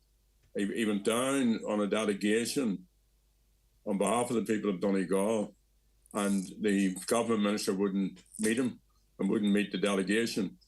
And Eddie, who loved his constituents, withdrew from the delegation because he didn't want the opportunity of a meeting on their behalf to be missed because of the stupidity and arrogance of the minister. And the party in Donegal has come on, of course, since 1979. Eddie was the first Sinn Féin member to be elected. Now, numerous, obviously, councillors within the party, in Padraig McLaughlin and Pearse Doherty, two of the most senior members of the Sinn Féin in the Republic. But it all started with Mr. Fullerton. Yes, Eddie was... Pat Doherty tells that there was no structure up in Inishowen. You know, there was a structure throughout the rest of the county. And when Eddie came back from Birmingham, and he'd been active in Birmingham on Irish issues, particularly on behalf of the prisoners, and he had raised the flags there. He was there during, you know, the hunger strikes that took place at that time and the prisons in England. So when he came back, he became a vocal point. He became a hub, if I can use that term. He sold more on Phoblacht than anyone else. And he did it just physically, just by going out and around pubs and up and down streets and so on. So he established a structure, and as you say quite rightly, when he stood for the election, he topped the poll. He was immensely popular. And then that example has been taken up by other younger people. Eddie, unfortunately, didn't live long enough to see the success of the party in Donegal or to see the peace and the Good Friday Agreement, but he would have been a huge supporter of all of those. Padraig McLaughlin will be there tomorrow night speaking. Amanda Ferguson, one of Eddie's daughters, will be there also on behalf of the family, and Pearse Doherty will be there too. And you know, it's important, in my view anyway. This is a little series of books that I've undertaken, I think it's important to tell our own story. And, and everybody has the right to tell the story. And it's when you put all the narratives down, side by side, then you get a sense of the whole history. So this is an attempt to make sure that Eddie Fullerton's story and the story of his wife and his family is told. Do you remember being told of his murder? Yes. It was at a time in that period, a large number of people involved with Sinn Féin, members or family members, were killed. 21 Sinn Féin members were killed. So we were living in that type of atmosphere, but no one had been killed in the South. And Eddie was also a high-profile public official. And there are big questions about how elements of An Garda Síochána handled the investigation. I mean, they spread rumours that he was shot by Republicans. They spread all sorts of silly nonsense, which brought great agony to the family and outrage among his friends. Of course, when I got the news, I was shocked, but because of the time we were living in, nothing really shocked you. I was shocked at a personal level. I wasn't shocked at a political level. And if you consider that the British now are bringing through this shameful bill, which is trying to destroy the element of the Good Friday Agreement and other agreements which try to deal with the issue of victims. And victims is a very general term, so it isn't one set of victims, it's for all the victims. And Eddie's case is exactly the reason why they're doing that. If you consider now, the Ombudsman found that British state forces were involved in the killing of a county councillor from Donegal. That's why the British are trying to get rid of the different processes which were agreed at the Stormont House Agreement to give the families whatever succour can be given, whatever truth. And that's why, the family are so valiant, like many other families who are in a similar position in pursuing their campaign. And I do think there's a huge onus on the Irish government. The Irish government is a co-guarantor of the Good Friday Agreement. It's very, very clear. They cannot be junior partners. The Irish government has a responsibility towards the Fullerton family and everybody else to uphold the rights under the agreement that people voted for. The people north and south, it's the people's agreement. So the Irish government have a responsibility to raise this issue. And Mary Lou McDonald and others, Padraig and Pearse, have raised it in the Dáil. And I am not at all satisfied that the Irish government is doing enough to get the British government to resign, to back off from trying to drive another coach and horses through the Good Friday Agreement. As you reflect on, the sense of personal loss when you heard that news, and as you quite rightly pointed out, everyone has their stories, and people from all different backgrounds lost their lives during the Troubles. It's a further reminder how imperative it is that we never allow ourselves to slide back anywhere close to those times. Do you have concerns? Obviously, there is a political vacuum at the moment in Northern Ireland. It doesn't seem much is going to change even post the local elections, in which Sinn Féin did very, very well. Do you have concerns as to where we are at now and where we potentially are going? Well, I don't think we can ever take the peace for granted. So we have to keep nurturing it. We have to keep working on it. But and I'm always afraid to say this in case something dastardly happens.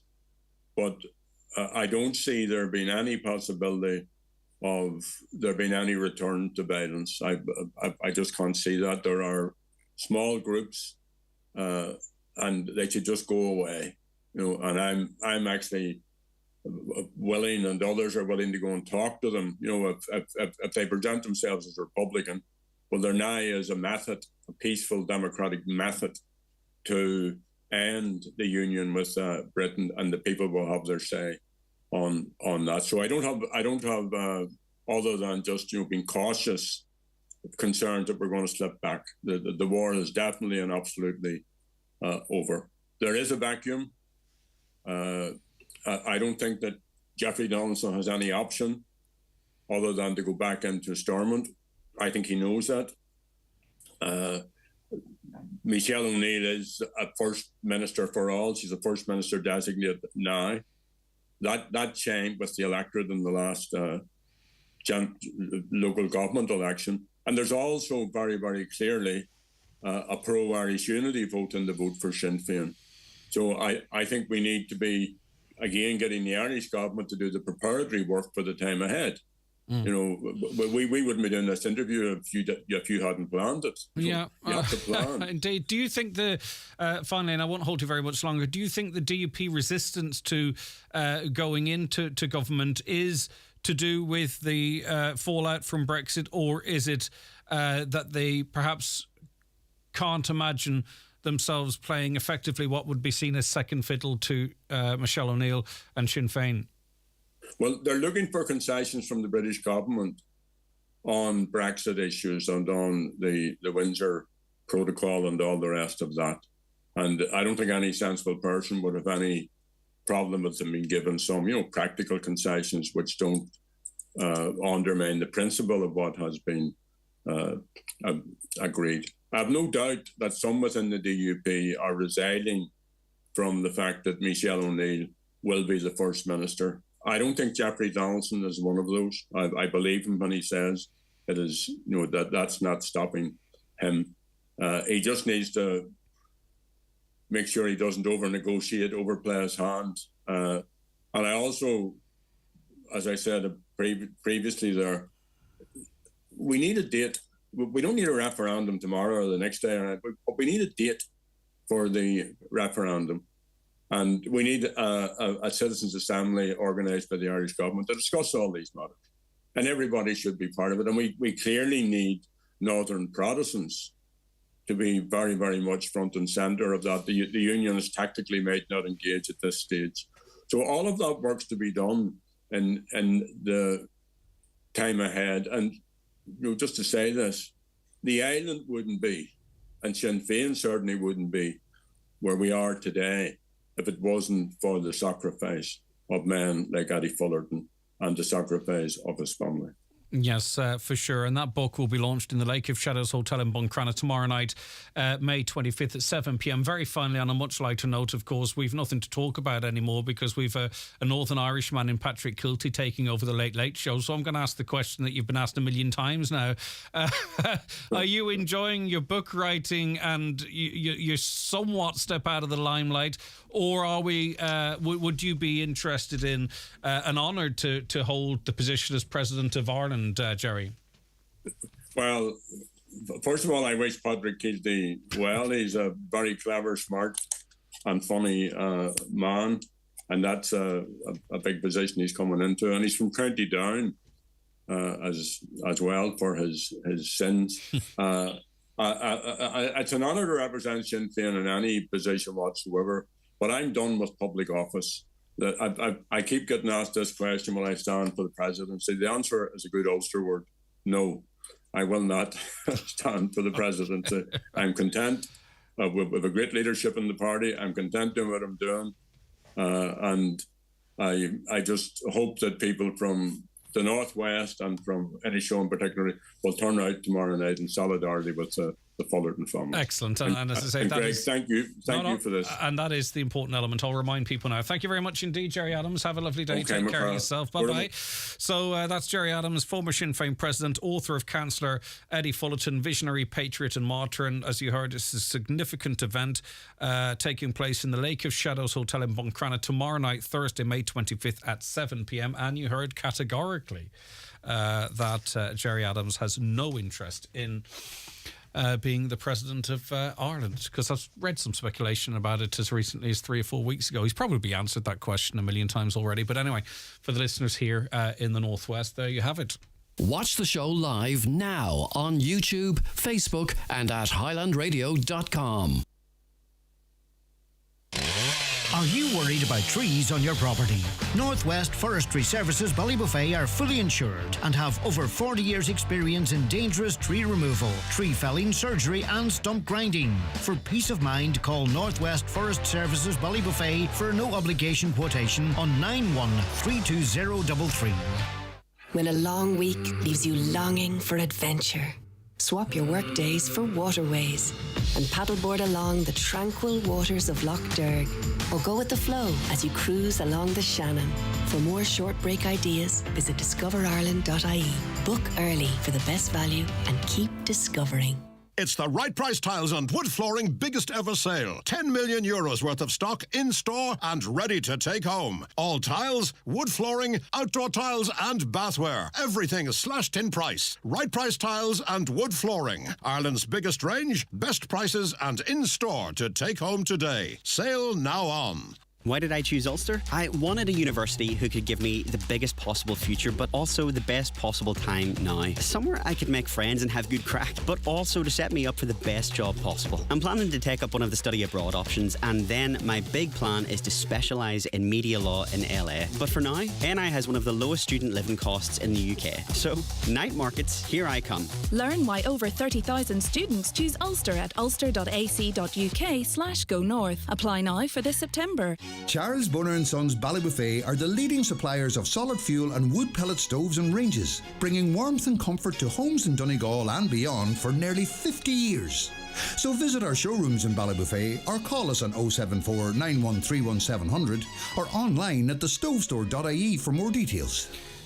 Now, more regularly than you would want, we get correspondence from parents, and by the time and guardians, and by the time they contact us, they're at their wits' end, and it's on the issue of bullying. And there's nothing worse. Many of you out there would have had a child that's come home with a once-off bullying incident, or they've had a bad experience at school, and then they're upset going to school the next morning. I know many of you out there, moms and dads, grands and granddads, aunts and uncles, understand exactly what I'm talking about. It's heartbreaking. And I also know, because I've spoken to people on this programme well into their 50s, 60s and beyond, who experienced bullying at school, and it shaped their life and affects them still, and they would become upset talking back to what happened to them as young people, and it's affected their relationships and what have you as they went through life. And I'm not overstating it here, because I know I've spoken to them. Now, we received, and we have to be somewhat general, we received an email correspondence recently, and it outlines what one family is going through and how they've tried to deal with it. They talk about a series of bullying incidents, the latest incidents involving our son and another pupil while in your care during school hours, and we wish to put it on record how disappointed we are in the manner with which the school has yet again failed to deal with the ongoing issue. After 2 years, it's quite clearly bullying. So this is a letter to the local school talking of bullying that's been going on for 2 years, and they feel that something is not being done. Now, we can't speak in this instance about individual cases, but we can speak in the general. Mary Dunn is founder of the National Association for Victims of Bullying. Thanks for joining us, Mary. Thank you, Greg. Good morning. And as I say, Mary, and you can perhaps articulate it better than I, bullying is horrendous and has a really, really strong impact on children and, of course, those around them then. It does. And the whole family is affected, the grandparents, and as you said, anybody who can remember going to school and it happening to them, it brings it all back. But the sad thing is, who do not have an anti-bullying policy, may not have any code of procedures whatsoever. What I would say to parents is the Department of Education have available to parents to download the anti-bullying policy if your school doesn't have one. You actually can have one from the department. But also the awareness that your child is struggling every day to survive. It's basic survival within the school environment when bullying is going on. They have to plan how to escape the bully, how to stay safe, and if teachers are not supervising in the yard can be a problem. The toilets, anywhere can be a problem for a child. And what I say to teachers every day, there are simple questions you ask the student. Where is it happening? How is it happening? and what can we do to stop it. And I have spoken to several children who tell me what they know can be done to stop it. So it's a simple situation. It should never run on for weeks. Once a parent noticed and brings it to the attention of the school, if both cooperate, it will stop. Okay, well, Mary, it should be the case. But we'll fast forward to a situation where parents are back and forth with the school. The problem is ongoing and they aren't satisfied. There's physical abuse, there's mental abuse. What responsibility does the school have? In other words, we're having to talk about this point perhaps of escalating the issue. What is the responsibility of the school? What can a parent expect once they contact the school and outline exactly what is going on? Well, I suppose the first thing you expect for any child going into a school that they're going to be safe. And under the Health and Safety Act, if a child is being bullied and beaten in a school, then that is against the law. And the Gardaí should be involved, plus the Board of Management. Know your Board of Management. Know who is the chairperson. Know who your two parent reps on that Board of Management are. Know how you can approach the school. There's a lot of bodies involved in stopping the bullying. It's not just down to one teacher. It is the cooperation of both the principal, the Board of Management, the parents of both children, because the effect of being named a bully has just as much an effect as being bullied. So both children have to be taken care of. Yeah, but if you aren't satisfied, you've gone to the Board of Management, you've gone to the school, where's your next port of call? Is it the education department, if there's an overarching body? Well, the Department of Education is solely responsible, so you can make a call to them. But in actual fact, sometimes talking to the individual who's being bullied, they may ask to be taken out of the school. Now, for some kids to be taken out of the school, it's victimising them again. But for some children, they will say to me, I'm not going back there anymore. I don't trust them. This has been going on for a year. They have done nothing to protect me. So take me out of the school. Yes, but often, Mary, that happens because the bully, we can't use names, right? So I'm going to have to use these terms, that sometimes the bully remains in the class and that child might have to see that other child every day, play sports with them, and the little looks and the little threatening mannerisms that can go on. What is the protocol for removing the bully from the situation? Why should it be the victim? Well, you see, if the victim asks to leave, then yes, you have to consider what the victim is asking. But if the victim is insisting that they want to stay in the school, be with their friends, why should they leave? They're not at fault.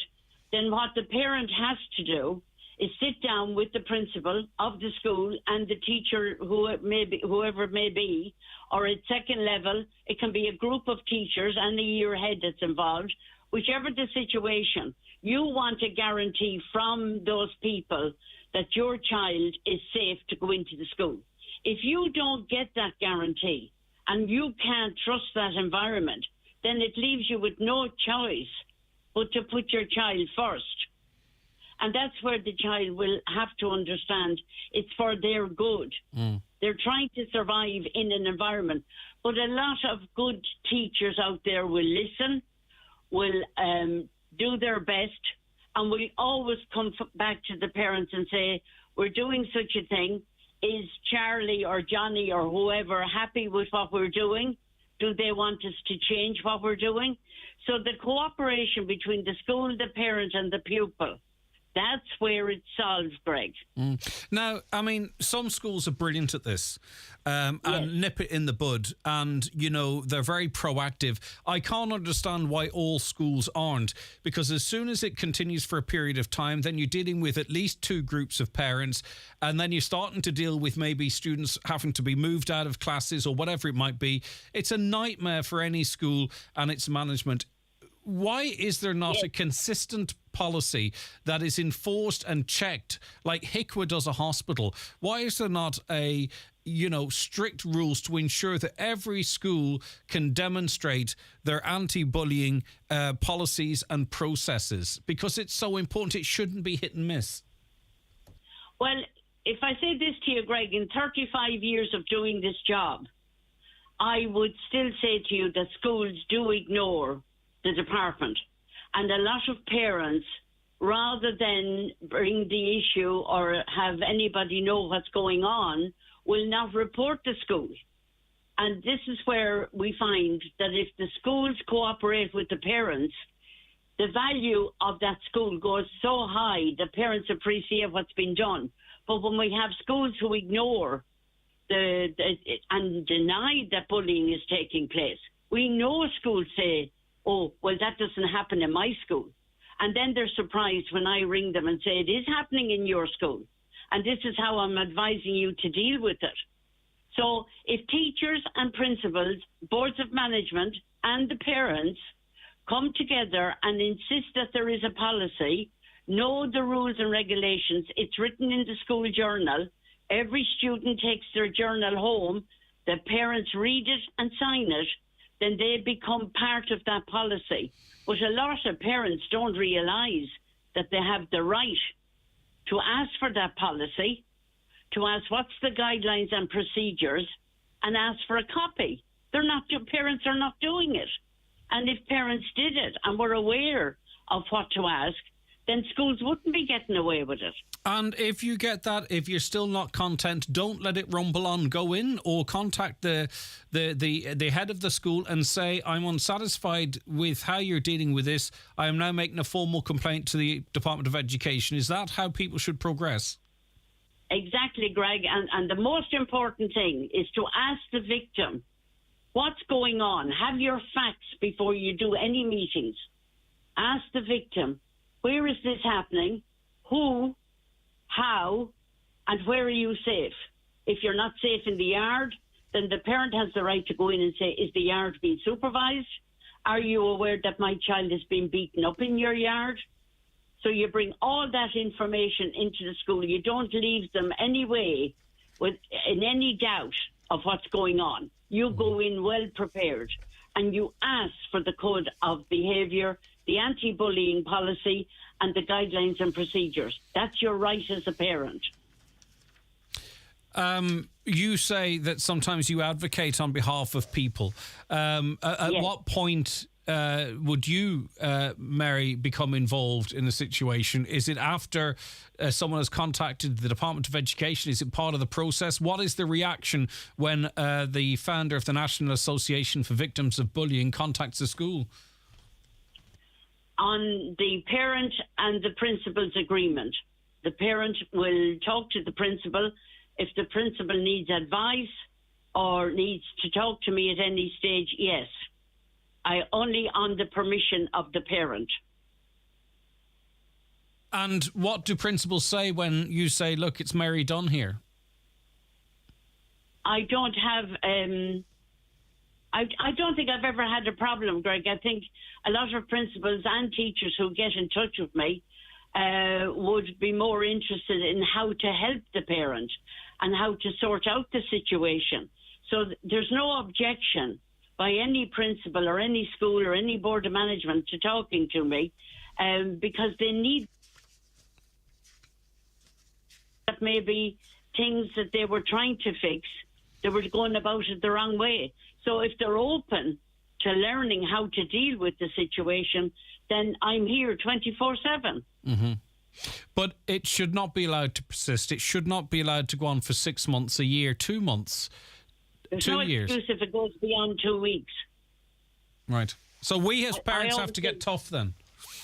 Yes, you do, Greg. Yes, you do. And I've been saying that to parents at parents' meetings around the country. You've got to ask the proper questions. You've got to be informed. Yes. You've got to know your rights. Yeah, and I'm not saying not doing that is any form of weakness, but we tend not to want to upset the apple cart. But we have to. We have to bang the drum. We have to use the right language. We have to make the right demands in terms of policy and procedures.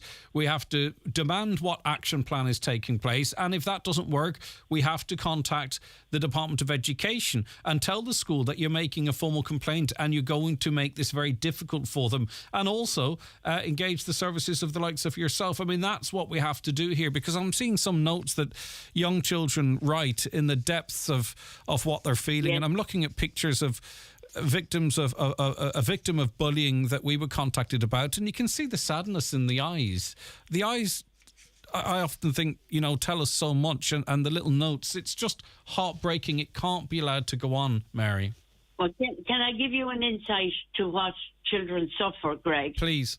Their sleeping patterns, the constant pain, or the silence. The other thing is what a lot of parents think they know. When a child gets up in the morning, the bully is actually in their head. They go into school and they have to survive, because that's what it is. It's survival. It's not learning. It's interfering with the learning. They can't pay attention because they don't know where the bully is going to attack them. And if it's a group, it's very hard to avoid a group. So there's so many issues out there, Greg, even to spend hours discussing them. There's so many situations that the children and young people, and even in colleges, even in the workplace, your day is spent trying to avoid a situation where they're going to get you. So you can't learn. No, and the worst, you can't do your day's work. Yeah, and the worst thing now too, with the online element of it, it doesn't end at the school gates or begin at the school gates anymore. It can continue on the phones and what have you. Okay, Mary Dunn. Go ahead. Sorry, can I just say to people, if you're wondering phone, and even now parents ring me and said, should I buy a phone for an 11-year-old, a 12-year-old?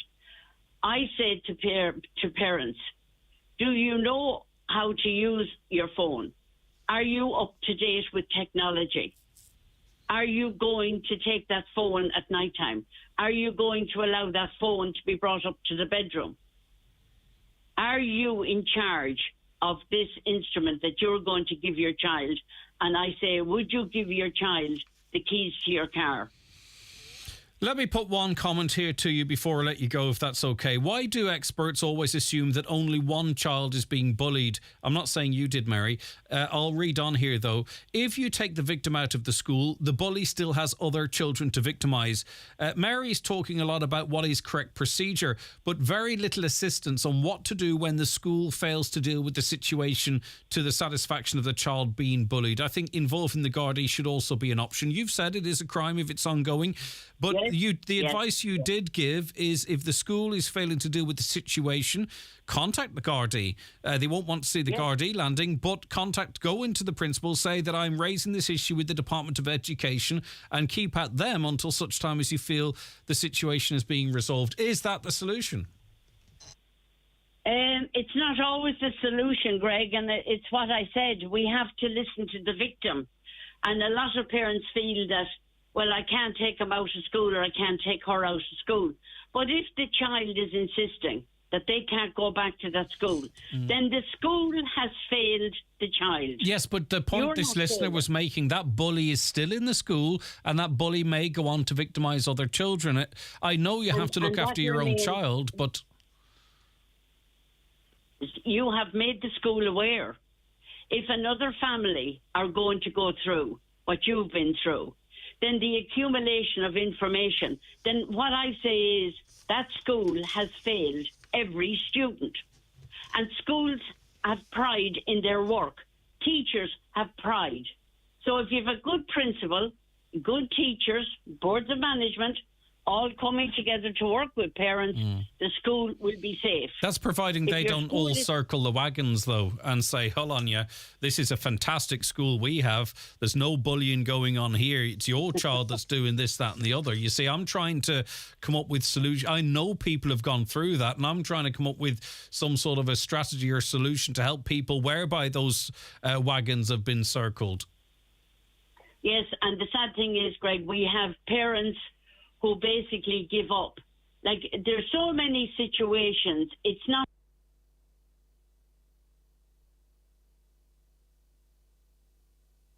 Okay, we've lost that connection to Mary. Mary Dunn, founder of the National Association for Victims of Bullying. Thank you very much for your time, and I think we covered most of the issues there.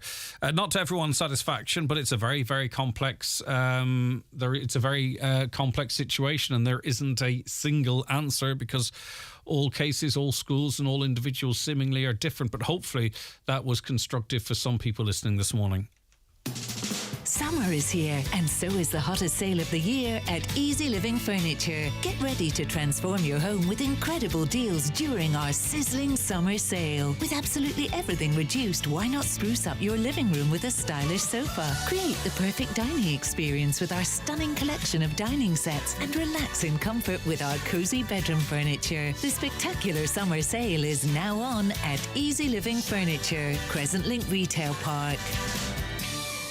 It's the Right Price Tiles and Wood Flooring biggest ever sale. 10 million euros worth of stock in store and ready to take home. All tiles, wood flooring, outdoor tiles and bathware. Everything is slashed in price. Right Price Tiles and Wood Flooring. Ireland's biggest range, best prices and in store to take home today. Sale now on. Donegal County Council is inviting applications for funding under the Minor Tourism Related Work Scheme 2023. The closing date is 5 p.m. on Monday, May 29th. Scheme guidelines and an application form can be accessed on the Donegal County Council website and social media or by phoning 074 9153 900. Raymond Sweeney here to let you know about some great value laptops we now have in stock, like the super affordable Ventura Europa, powered by an Intel Celeron processor, ideal for studying, e-learning and keeping up to date with the latest news for just $249. Also the super fast Avita Pura laptop with the Ryzen 5 processor, 8 gigs of RAM, 256 gigs of storage for only $399. Check out these and other great value laptops now at Ben Sweeney Euronics in Letterkenny and Dunlow.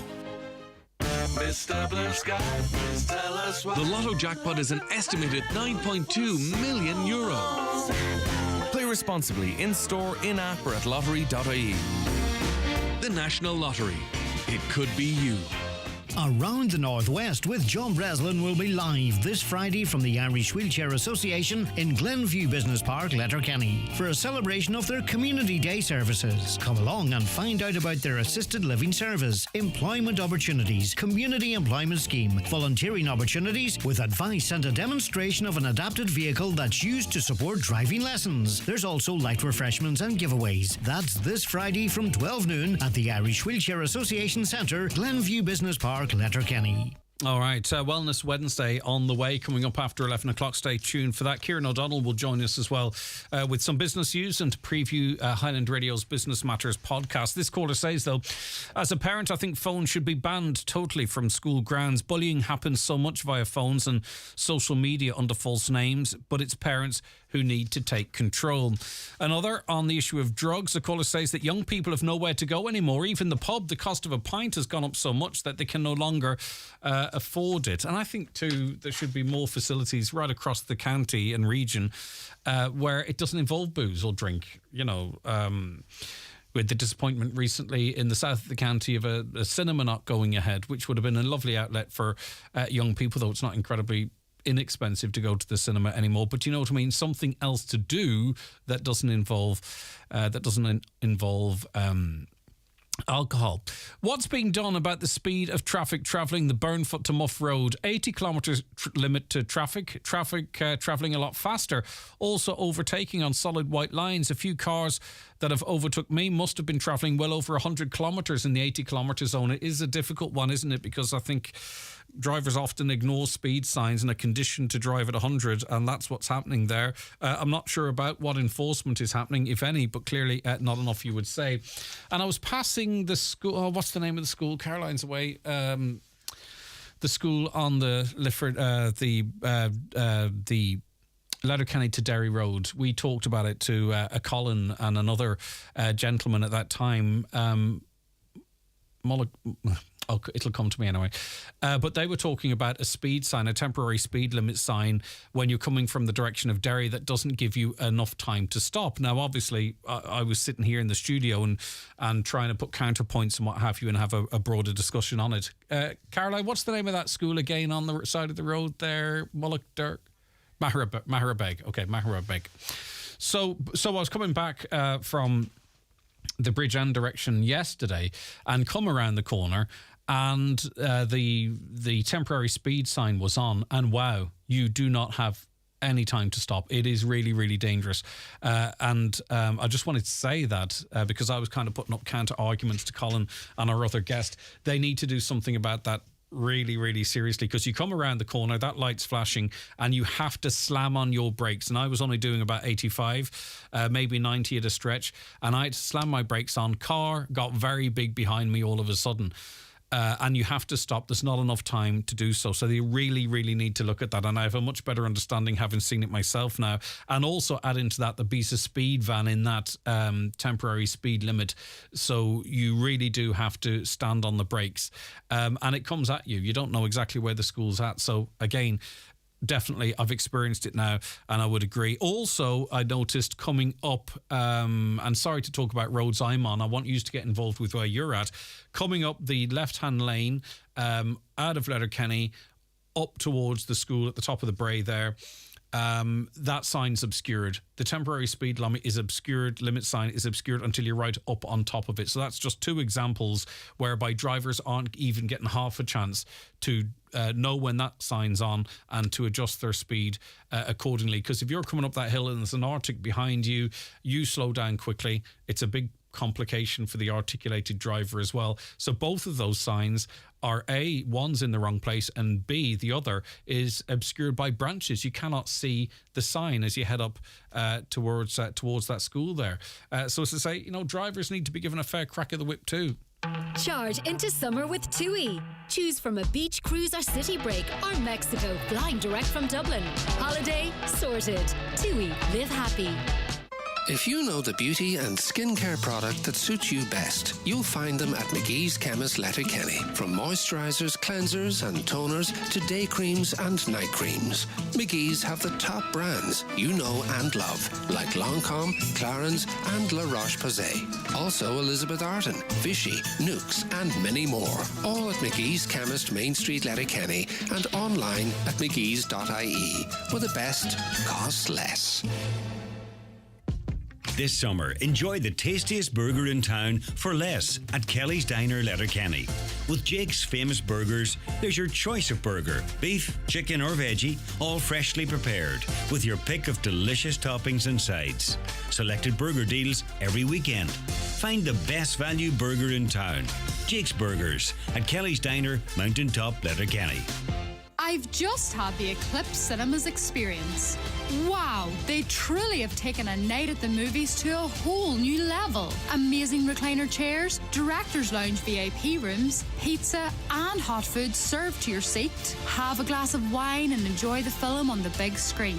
Try it for yourself at Eclipse Cinemas, Bundoran and Lifford Strabane, where the stars shine brighter. By the way, the pizzas are amazing. You can book your seat anytime at eclipsecinemas.ie. Join us for the Hyundai 232 Celebration Week, May 22nd to 28th. Celebrating Ioniq 6, winner of World Car Design of the Year, World Electric Car of the Year, and overall World Car of the Year 2023. And the Ioniq 5, winner of the same awards in 2022. Visit the Hyundai 232 Celebration Week to order your new Hyundai from our multi-award winning range, including Ireland's best-selling car, the Tucson. Hyundai, a class apart. The 232 Celebration Week is now on at Divers Hyundai, Canal Road, Letterkenny, until Sunday the 28th. Watch the show live now on YouTube, Facebook, and at highlandradio.com. And coming up in the next hour, we're going to be talking about positive mental health in Donegal. We're also going to be talking about Lyme's disease, as it is Lyme Disease Awareness Month, and Kieran O'Donnell will join us. That and so much more besides. You can watch it all on our YouTube channel, Highland Radio Ireland. But let's get a news update now at 11 o'clock, and it's over to Michaela Clark. Thanks, Greg. Good morning. The Mental Health Commission has published its 2022 report into the Department of Psychiatry at Letterkenny University Hospital. It gave the unit a compliance rating of 81% compared to 89% in 2021 and 86% in 2020. The report says a number of issues were identified, but they are being addressed. The Marine Minister is being urged to step in and grant foreshore licences for a number of piers and harbours in Donegal to allow planned works proceed. Funding of €7.6 million has been allocated for works in Burton Port, Bombay, Glengad and Rathmullen. However, it's been confirmed that the approval of foreshore licences is outstanding for those areas. The Ombudsman for Children's Office received 36 complaints from Donegal last year. The OCO says education was once again the most complained about issue, with bullying, expulsion or suspension and special education resources featuring in many of the complaints. The new head of the HSE says improving the culture of the health sector is one of his top priorities during his tenure as CEO. In the past 5 years, there were 171 complaints of bullying made by staff to the HSE, while figures from the Irish Medical Organisation show it's a much more widespread issue. A Midlands North West MEP has defended his decision to vote against the proposed EU nature restoration law in the European Parliament's Agriculture Committee this week. Colin Markey says all those who opposed it accept there is a biodiversity crisis, but object to the way the Commission was proposing to impose measures without engaging with and empowering farmers. Kilmacrennan Celtic Football Club has appealed to members of the club and the public to be extra vigilant after significant damage was caused to their changing rooms facility. The club says they are disgusted and disappointed to discover the level of vandalism. And Inishowen Councillor believes the dangers of Lyme disease need to be highlighted through signage across Donegal. Councillor Albert Doherty raised the issue at this week's meeting of the Inishowen Municipal District and the Regional Health Forum meeting. Meanwhile, the potential of Swan Park is not going to be maximised until everyone can enjoy it. That's according to Councillor Rena Donaghy, who is calling for signs to be erected, encouraging dog owners to keep their pets on a leash. Those are the latest headlines. We'll be back with an update at 12 noon. OK, Michaela, thank you very much indeed. Stay right where you are. Not you, Michaela, you can go. The listeners, stay right where you are, because our next guest is joining us in just about 35 seconds. Hi. Did you know that your Irish Life pension could help the planet? By investing less in companies that harm the environment and more in those trying to help it, while always aiming to give you the strongest possible return. See irishlife.ie for pension funds that have a responsible approach, or speak to your financial broker or advisor. Irish Life Assurance plc is regulated by the Central Bank of Ireland. Right, okay, let's focus on our wellness. It is Wednesday. This is Wellness Wednesday. And in studio with us is Claire Coughlin, who organised the Self-Care Wellness Fair in Letterkenny this week to showcase and promote positive mental health in the county. Claire, thank you very much for calling up. Thanks for having me on. It's good to have you with us. Now, the Self-Care Wellness Fair is on the 28th of May, this Sunday, between 1pm and 4pm at the Silver Tassie Hotel. It's free to enter. There will be donation boxes there with money raised going to Jigsaw Donegal if attendees want to contribute. So what was the aim of organising this fair, Claire? Well, do you know, one day I was thinking on different goals for myself, and I thought, you go to a wedding fair, everything is in the room for a wedding fair. So I thought, why not have everything in the room to help your mind and your body? So I came up with the idea. So the aim of it is just to promote the services that are in Donegal that can help people go on a mindfulness journey, help them, whether it be emotionally, physically, spiritually. So there's a lot of holistic services that are there. There's also fitness services. So all in all, there's 45 stands, and then there are some speakers as well that will go into just what they do themselves. Yeah, it seems like a brilliant idea. It is a brilliant idea. Thank you. I just haven't heard of it before, because I think sometimes it's hard to see the wood from the trees. There are good websites that will point you in different directions, don't get me wrong, but sometimes you want to say, right, well, there's something I want to do with myself, or there's some part of me that I want to work on, or there's some areas that I need help. Well, where do I go? Exactly, you can go in here. There'll be lots of people there. It doesn't mean you have any particular issues that need attention, and you can meander your way through and see what suits you. See what's there, that's it. And I don't think we all know what is out there. I certainly didn't. It was lockdown for me that made me jump into wellness, because we were forced to quieten our minds, and I love how it makes me feel. What worked for you? Meditation works for me. Just being out in nature, making sure you get to the beach to clear your head, we're so focused with what's going on in our own minds all the time between work, social media, TV. We just have to take a break from all that at times. Help me understand how that works, because it's clear, because so many people say that getting out, getting some fresh air into your lungs, if you're lucky enough to have the ability to do so and to walk around, helps, right? Yeah. So how did it help you? How quickly did you start feeling your shoulders drop a little bit, that that you felt a little bit more relaxed? I suppose it was a bit of a journey, because we were used to go and planning and everything, but for me it's just, do you know what, it's just quieting your mind. So I can't really say how long it took me, I don't really know, but it works once you quiet that mind and you find what works for you. Music works for some people, exercise, gym, releasing them endorphins. It's just all about releasing that energy inside you and just quietening your mind. And this is a change that was somewhat forced on you through lockdown that has really changed your life. Absolutely, yeah, because it just brought me down this path where I went and I did a mindfulness meditation course. I did just a small breathwork course, and then I try and just go and see and visit as many services as I can to see what would help me. So there's so much out there between reflexology, kinesiology, meditation classes, and do you know what? When you just break into that, you just find what works for you. Do you think words like sort of meditation and mindfulness have lost any stigma that might have had? Do you know that people thought it was all new age stuff or whatever? That now people accept that, for some it could be prayer, for others it could be, yoga, and for others it is to getting their mind in a certain space through mindfulness, and for others it's meditation. Have any barriers that ever existed there been broken down now, do you think? Well, I do think there's more of an acceptance now, because I think there's such a high rise in anxiety and depression and suicide that people are seeing that something needs to be done. So a lot of people would have had this stigma with it, that it was very hippie-ish, I suppose, and I don't know, they wouldn't have thought much of it. And I wouldn't say I was embarrassed to say it, but I remember when I first started saying I was doing it, there were certain comments, but then... Are you all right? Kind of, yeah. And then after a while, then there's more and more people coming to me and asking me questions, and there's more people being more open to it, which is so nice. I know every different things work for different people, but and then I hope this event then will just open people's minds and they'll see what's out there as well, and then it may result in helping more people because they see what's out there. And I think, if what we do is what we try and do is try and stay active and healthy, don't we? Because we want to best protect ourselves from us getting sick, because ultimately if we get sick we have to go to a GP, or we have to go to a doctor. And we try our best to avoid that because we want control of that and the power of that.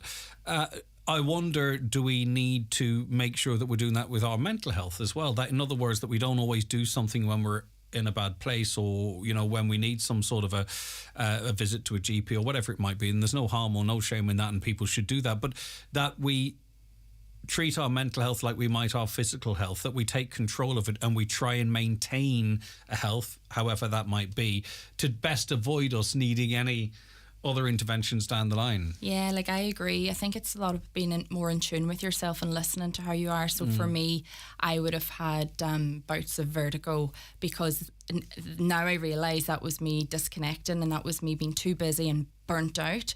So I think it's just a lot of people relate to that too. Yeah, you hear it a lot, don't you? I know it's just a random thing you've mentioned, but you hear it so often. A lot. And I was 50 euros at the doctors constantly, but I know now if I'm doing too much, even planning this event and working and everything going on in my own life, there's times where I have to say, there's times I have to say, no, Claire. And I know not everyone has that, that they're not able to take so much time out, but there's times where I say, Claire, get to the beach, go for a swim, calm that mind. And it's so logical, right? You slow your heart rate down. I mean, obviously you can accelerate it through exercise, but not through stress and anxiety, right? Presumably there's chemicals shooting off in your body, right? That if you get yourself into a more peaceful, relaxed state, that all calms down. You breathe a bit more deeply, you get more oxygen into you. It's all logical. Do you know what I mean? Yeah. You can see how then, because I know that there's a very strong connection with with what you're feeling mentally, and then it having physical consequences. It does, yeah. It's just about lowering those cortisol levels and boosting your serotonin, which can be done through exercise, breath work, or just I suppose just being happy as well in yourself. So it's just all about working on yourself, whatever it is that helps you. What did you expect to be sort of the level of interest from the various organisations or agencies when you said, right, I'm going to have a self-care wellness fair? Did you set yourself a target of how many stalls you would want or how many you thought you might get? And where are you in terms of, you talked of over 40. Has that exceeded your expectations? Yeah, 100%. I kind of thought it'd be cute and quaint this time and it might be like 15 stalls and I'm at 45 and sadly had to say no just to a couple in the last week as well because I met up with the Tassie just for the room and with the speakers and everything, it just wouldn't fit. So I'm absolutely blown away in how it's been received. So I'm really looking forward to it and hopefully it'll be a great day. Give us an idea of some of the stalls that we'll talk about, talks that will be taking place, but what kind of stalls are we talking about here? Yeah, so there's a full range. You know, there's Minding Me LK, Gavin O'Donnell Life Coach, we've Atlantic Acupuncture, we've Down Below Physio, we have a lady talking about menopause, but she also has a stall. But then we have children's mindfulness, Mind Over Matter mindfulness. We have reflexologists. We also have Nutrition Works and Recharge Recovery, and the natural ways coming as well. And then there's Rush Fitness. There's actually an array of like a lot of different. Yeah, I can see. I wanted to get a sense of the type of stuff. Yeah. So it's right across the board there, indeed. And a few speakers on the day as well too. Yeah, so I'm lucky. I have Michal and Sarah, they're Donegal Daddy and Made Up Mummy and Daddy. That wasn't meant to be set up. They're emceeing it, which is great. I'm so grateful for that. And then they're going to be interviewing, there's local Donegal influencers, Sinead McCahey, she's Sinead Adventures. There's Kevin from Wild Atlantic Traveller, and then there's Paddy Brown from Viking Dippers. And they're just going to talk about the free outdoors, how that can help your mental health. And then there's also Maria Rush is going to be talking on positivity and training as well. Nadine Reid. I have Gabrielle McGee, who is a psychotherapist and podcaster. She's doing a mini workshop. I have Suzanne O'Donnell, Faith and Feathers. She's a holistic healer and transformational coach. Hot Fox Studio. I think I might be missing one there. You but shouldn't there's have started listing them because that was the first mistake you made because you were always going to leave someone out, but perhaps you didn't. And I think too, what I'm getting a sense from it as well too, that this is going to appeal to very young people right to very old, because there's a bit of an influencer buzz there. It's very social media friendly, but also there's a lot there for people of all different ages, even if they're not in that space as well. Absolutely. Again, was that by accident or design, or is that sort of the way it's played out for you? I think it's just, I would have worked in hotels and marketing before, so I think it's just the way I seen it happen, and I just kind of knew that that's the way forward, and you wanted to have that influence for young going on to older people as well. So no, it's just how it kind of panned out. Message out there for those who want to in attendance. Okay, listen, I think it's a really great thing. In a way, is this the, not that you're finished going anywhere, but to some extent organising this and actually getting this across the line? Is this like the culmination of a bit of a journey for you too, really, from that very moment during lockdown that you thought, I need to get my head in a better space, perhaps, and now here we are, a few short years later, planning this thing and actually getting across the line, a huge event like this. Yeah, I didn't expect it to be this big, and I'm so happy it did, but it's also given me, room to think about what's next as well. I would like to continue it to make it almost a yearly thing, but also I'm seeing things that, I could have worked on maybe, but what I could bring to another event. So no, hopefully it'll open up other opportunities and doors for me as well. Yeah, it should do, because it's a wonderful idea. It's the Self-Care Wellness Fair. It's on the 28th of May. That's this coming Sunday. It runs from 1 p.m. to 4 p.m. at the Silver Tassie Hotel. Plenty of parking there as well. Entry's free, but you can donate if you wish, and money donated goes to Jigsaw Donegal, which works with young people and their mental health. And it's a short window, isn't it? You're not asking for a huge commitment from anyone. 1 to 4 p.m. That's it's a lot to pack in there. Yeah, and you know what? If it runs over a little, it might, because it's hard to gauge when people are on stage. But there's also going to be a raffle, so all exhibitors have donated a voucher. So I'm going to put hampers together. So there'll be ticket sales on the day with the donation boxes. So hopefully we'll be able to raise some money to give to Jigsaw as well on the day. I'm sure you will. All right, well done, Claire. Thank you so much. It's a wonderful achievement, and I'm sure it's going to be wedged, and it should be wedged, and I think it's a great family event, actually. Yeah, Do you know it'll what I be. mean? Tassie's a lovely family hotel as and I well. think it really lends itself well to that, and gets us all thinking about looking after ourselves as best we can. Claire Coughlin, organiser of the Self-Care Wellness Fair, thanks very much for calling up. Thank you so much. Take care of yourself. The county's #1 talk show, the 9 till noon show on Highland Radio. Sleek, smooth, safe, modern. Oh, you want to hear more? Do you want to drive the most modern car in Donegal? There's a reason why it's our county's favourite car. The brand new diesel Kia Sportage, the multi-award-winning SUV, is available at iMotors now. Our team will take care of all of your needs. Visit imotors.ie or call in to us today, because how you feel when you drive is important to us. The wind is our greatest natural resource. We're harnessing it to provide cleaner, renewable energy for homes across the country. Switch to SSC Airtricity and get the wind working for you. Switch today and get 15% off electricity and gas. Switching couldn't be easier. Simply go to sscairtricity.com. SSE Airtricity. This is Generation Green. EAB €3,466.43. Offer from the 15th of the 2nd, 2023. Rates valid from the 1st of the 10th, 22. Subject to change. 1 year standard unit rate discount for new home gas and electricity customers and direct debit and e-bill. For details of EAB, T's and C's, rates, exit fees, standing charges and green energy, see sscairtricity.com. Summer is here, and so is the hottest sale of the year at Easy Living Furniture. Get ready to transform your home with incredible deals during our sizzling summer sale. With absolutely everything reduced, why not spruce up your living room with a stylish sofa? Create the perfect dining experience with our stunning collection of dining sets, and relax in comfort with our cozy bedroom furniture. The spectacular summer sale is now on at Easy Living Furniture, Crescent Link Retail Park. Charlie McClafferty Funeral Directors, serving Letterkenny and the surrounding areas for over 100 years. Charlie McClafferty Funeral Directors. Let our family take care of your family and guide you through a difficult time. With a high digital online skills course, you'll feel a real difference. I can listen to all the music I like. The bus app that's coming out, it's brilliant.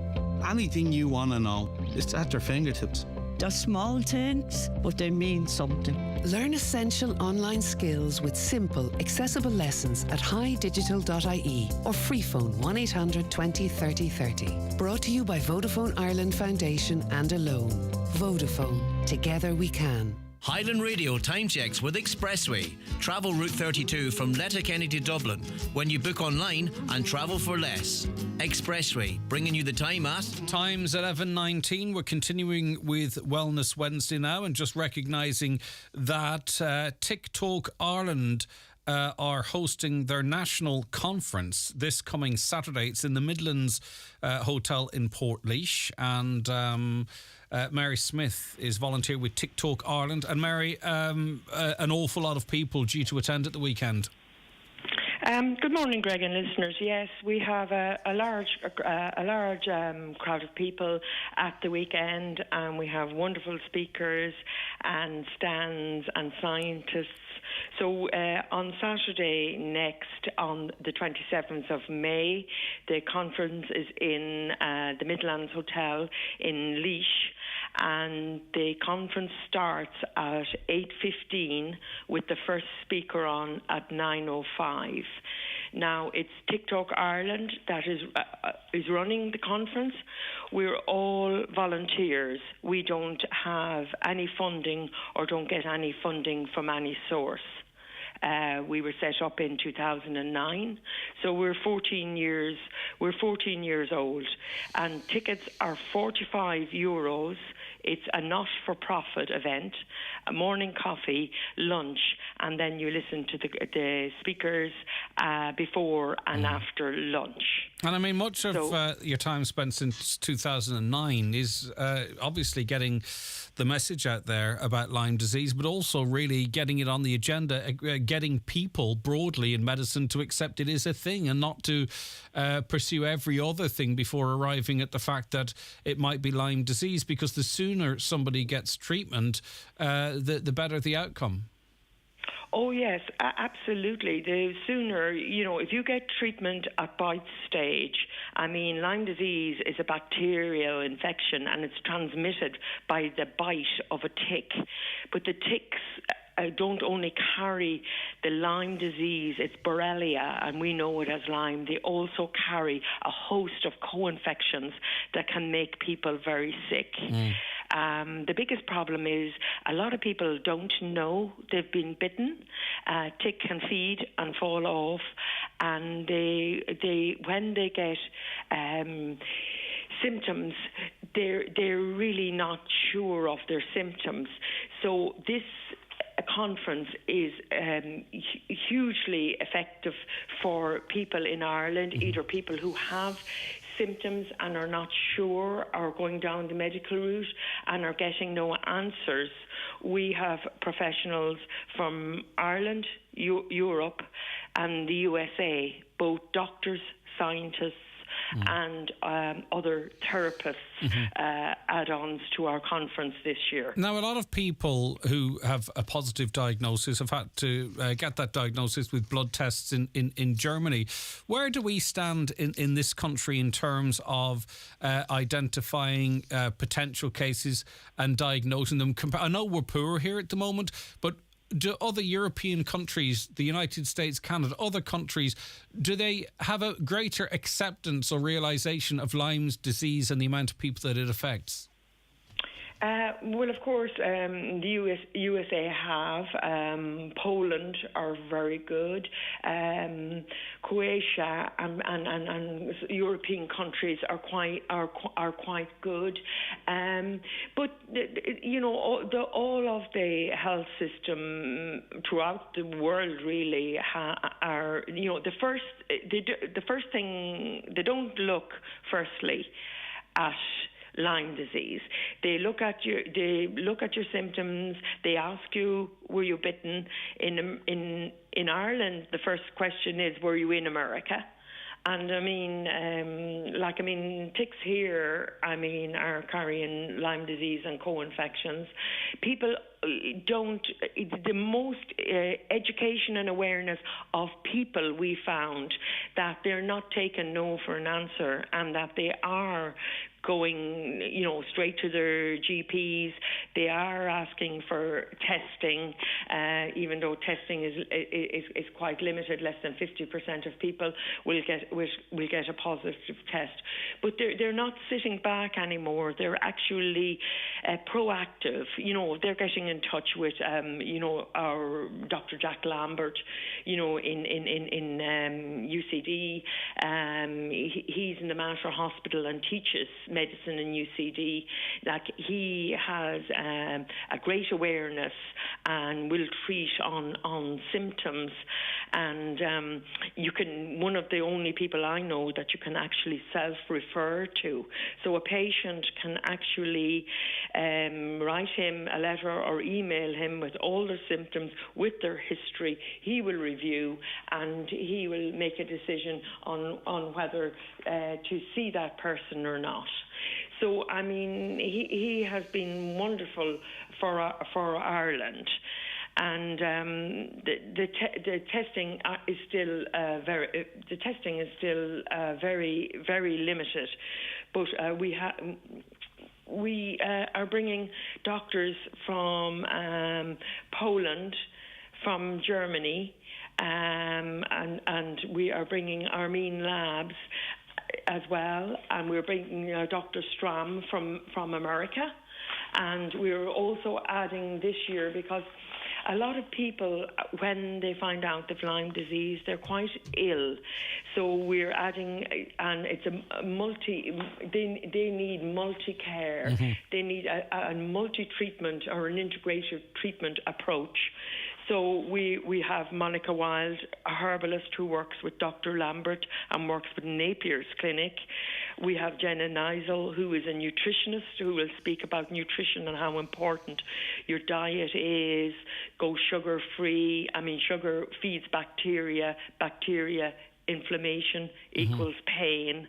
And then we have a Danielle Stram speaking, and she's a counsellor, and she deals a lot with people with not only Lyme disease but with chronic illnesses, because when they're told often enough that something is wrong, they know something is wrong, but they're told often enough, well, we can't find out what's wrong. I get you. It's all in your head. Yeah, that's what. Then that's basically. Yeah, Mary. Yeah, just to move on a little bit. That's part of the frustration here. You see, what I don't understand is that the amount of time, because it's not seen as a probability early on, seemingly, particularly at local level anyway, we end up with thousands upon thousands of people going to see consultants that they don't need to see in the public health service, or spending hundreds of €100 they probably don't have privately, and then people end up with conditions that require an awful lot of medical attention in the public health system as well.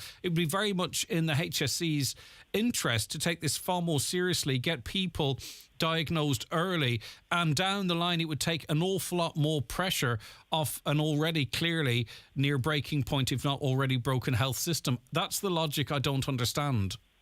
Yeah, absolutely. And as an awareness group, we don't understand it either. It has improved. It has improved a little bit with, GPs sitting up and taking more notice. But I mean, since 2006, since my husband got very sick, things haven't changed a lot. I mean, the only thing that has changed is people are more aware, and the awareness campaign here now for the month of May, volunteers all over Ireland, giving out leaflets, doing their best, trying to get on radio shows speaking about it, and papers and stuff. It really is the volunteers, and it really is the people that have people that are sick and went through months and years of illness that are pushing this and trying to get it noticed. But what I don't understand is either, and sorry, Mary, because we'll move on shortly, what I don't understand either is here in Donegal, there's a lot of people affected by this, some affected by it that don't know yet. We also have had motions proposed and seconded for signage to be erected that would simply warn people of the potential dangers of ticks and tick bites. That means when a parent with 3 or 4 children who go and play in one of our wonderful parks here, when they get back to the car or when they get home, they can get the children or check the children themselves to see if they have a tick bite. Not everyone who gets a tick bite will get Lyme's disease. But for some reason, I don't know if it's the OPW or Parks and Wildlife, we've made inquiries to both, have not taken this motion on board. So it must be 6 or 7 years since that motion was passed, and still we have no signage just to help people avoid having to go on this nightmare journey. Why is that? Why are they afraid of liability, of culpability? Why will the powers that be not listen to the council and erect these signs to prevent another family having to go through the nightmare that's Lyme disease? Yeah, I mean, the mind boggles with this, because I've spent years, and so has other volunteers, trying to get signage up in parks, playgrounds. Now we're making a little progress, really. There was a motion in front of Galway County Council and a motion in front of Laois County Council in the last couple of weeks, and the motions were passed even without the councillors having to even vote on it. The motions were passed to put to erect signage in the parks and playgrounds. Now, these are the parks and playgrounds that are owned by the county council in Galway and in Galway, County Galway and Laois.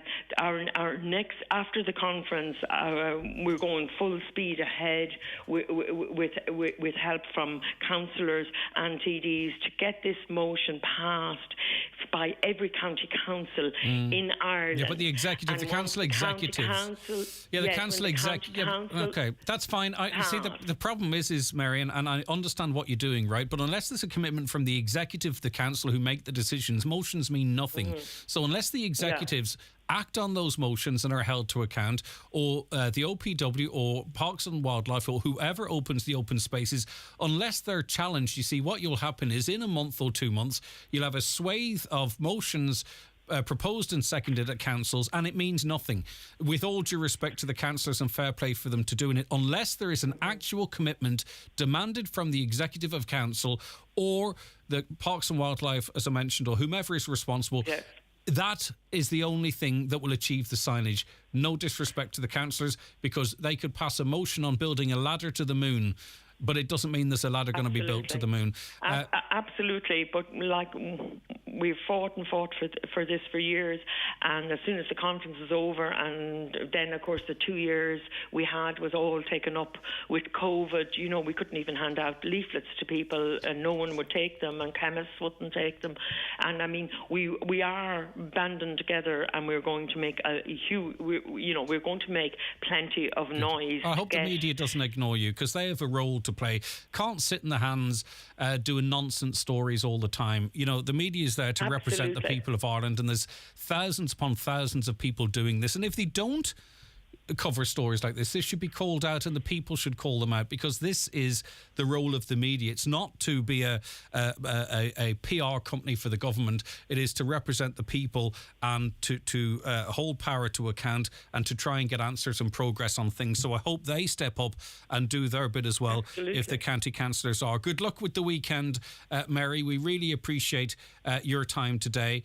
And as I say, hopefully progress is being made. Can I just say that the tickets are available on www.ticktalkireland.org, and I'd also like to thank all of the volunteers who've worked so hard to try and get Lyme disease noticed and put on signage and everything else, and we're working endlessly on it, and we'll get back to you when we have some progress on it. I appreciate it. And thank you very much. Okay, take care of yourself, and listen, there's dog poo signs everywhere. Because obviously it's a nuisance, but dog poo's dangerous for children as well. We put dog poo signs up. What's wrong with putting up a tick sign underneath it or around it just to say that? Just be careful if you get bit by a tick. It doesn't mean you're going to get Lyme disease, by the way, but if there's an awareness there, parents have the power then that they can get treatment if required very, very early. And what's the harm in that? What's the resistance to these signs? I don't understand it. Power to the people, give them the power of knowledge. Mary, thank you very much indeed again, and we'll be back with more shortly. Watch the show live now on YouTube, Facebook and at highlandradio.com. She cuts in for the wing. Oh, that's superb. She's through and goal! Yes! She scored a world-class win. Sarah? Huh? Oh. Cadbury Buttons or Dairy Milk? Oh, gosh, sorry. Don't dream about a world-class win. Enter to win one. Meet a world-class footballer and win an epic holiday worth 8k. Only with Cadbury. T's and C's apply. Visit worldclass.cadburyfc.com. Connect Hearing is open for free hearing tests. Our audiologist is available Monday to Friday for wax removal services at our Letterkenny Clinic in the Courtyard Shopping Centre. We also offer a home visit for those who aren't able to visit us. Our hearing is our social sense. Are you finding hearing more of a challenge? Call Ursula today on 07491 13296 to make an appointment. Good hearing helps us to connect to our family, friends and loved ones. Connect Hearing, connecting you to life. Getting married? BizPrint can take care of all your printing needs. Not just invitations, but save the date cards, order of service booklets, table cards, and so much more. See what's available at weddinginvites.ie or call 9177 955. SuperValu makes saving money as easy as 1, 2, 3. 1. We match Aldi on the products you love. 2. Great special offers like Huggies Pure Wipes 12-pack $8.50 and selected Bold 2-in-1 liquid $9.50. Exclusive to Real Rewards members only. And 3. Money off vouchers every week on the app. So follow the 1, 2, 3 and save money at SuperValu. T's and C's apply. Itchy eyes, running nose, wheezy, and mean hay fever is back on the attack. As pharmacists, Brennan's have a wide range of allergy remedies to come to your rescue. And we can advise you on how to lessen those hay fever attacks. So come in for a chat and we can talk through your options. In private if you like. You'll be back to enjoying summer in no time. For expert hay fever advice you can trust without the wait, we're always here for you. Just ask at your local Brennan's pharmacy. Okay, you're very welcome back to the 9 till noon show. Sorry, distracted there. We had a listener who emailed us yesterday with a problem she's facing in her own home. And it reads as follows. Greg, I'm at my wit's end here and need some advice. My son, who's 31 years old, has recently moved back home with us due to the high cost of living. While I'm more than happy to provide him with a safe and comfortable place to stay, he is wrecking my head. He has not been showing an ounce of respect since he moved in. I've been doing his washing, his cooking, his meals, and even dealing with disruptions caused by his late night arrivals. I want him to be evicted or to pay at least €100 a week for all I'm doing for him. He's a daddy's boy, so my husband said there is no way he'll allow this. I mean, honestly, a daddy's boy at 31? Anyway, either my son goes or I do. Tell me, am I being unreasonable here? He wouldn't get this treatment in a hotel. Time he stands on his own 2 feet and grows up. And no, you're not being unreasonable. You deserve respect. It's you who is providing him with a roof over his head and his food. And I think €100 per week for all you're doing for him is really not too bad at all. But ultimately, what he owes you is not necessarily money, which would be nice, is respect. You're his mother. And he needs to get himself together, and your husband needs to back you up as well. We've put it out there to see what other people think. Carmel says he's a big boy now. Show him some love and show him the door.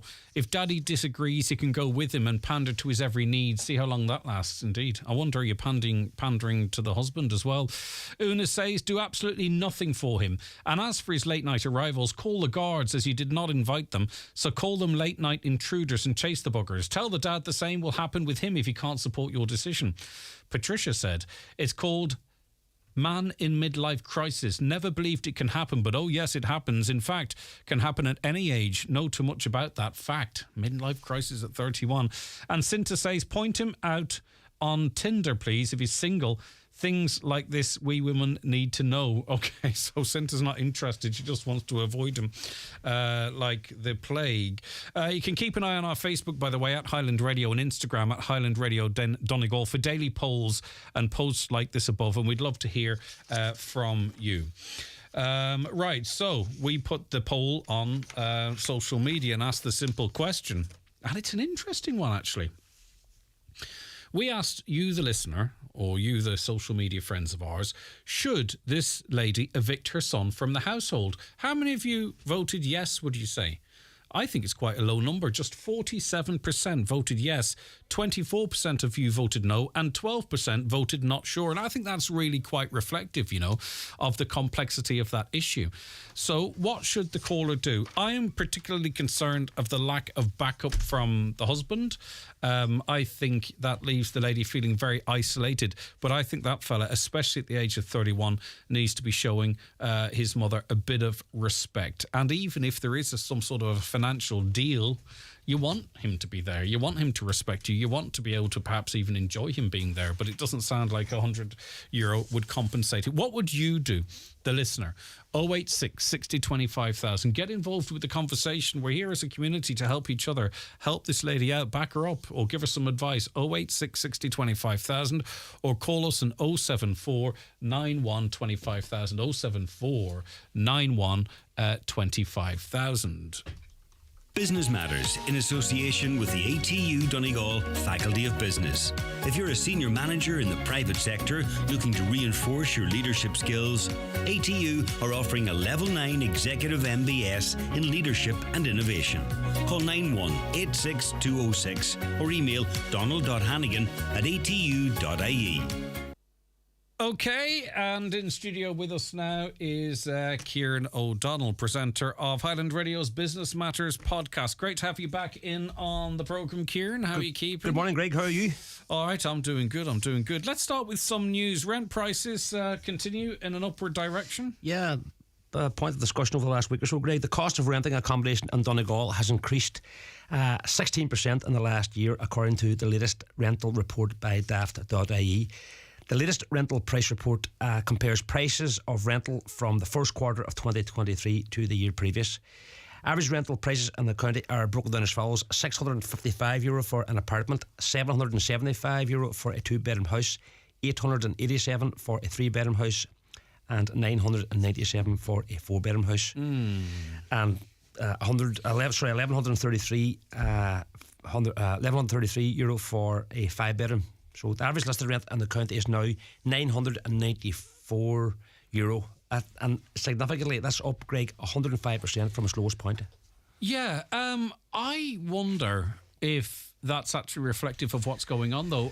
Daft, are they advertised rents? I imagine a lot of people in situ may have seen their rent go up. Those figures are high but seem low to me, Kieran. I'd be interested to see what our listeners think, if they think those figures are sort of accurate in terms of the market, because of course too it depends where these properties are. If they're close to a big employer like Abbott or something, they're probably going to be significantly higher than they might be in, I don't know, Mount Charles. But we are talking about an average here, Kieran, aren't we? Suppose if you're looking at a €6 short of $1,000 for a month, that's what you're looking at. So it's a lot. It's a lot, but I saw a few places that aren't 5-bedroomed advertised for $1,200. As I say, I'm not questioning your element on this. I'd just be interested to see if that's the lived experience out there. Right, okay, we are spending more money, seemingly. Yeah, the biggest increased spend in pubs and off licences in April across the country was in Donegal. AAB's Spend Trend report has shown.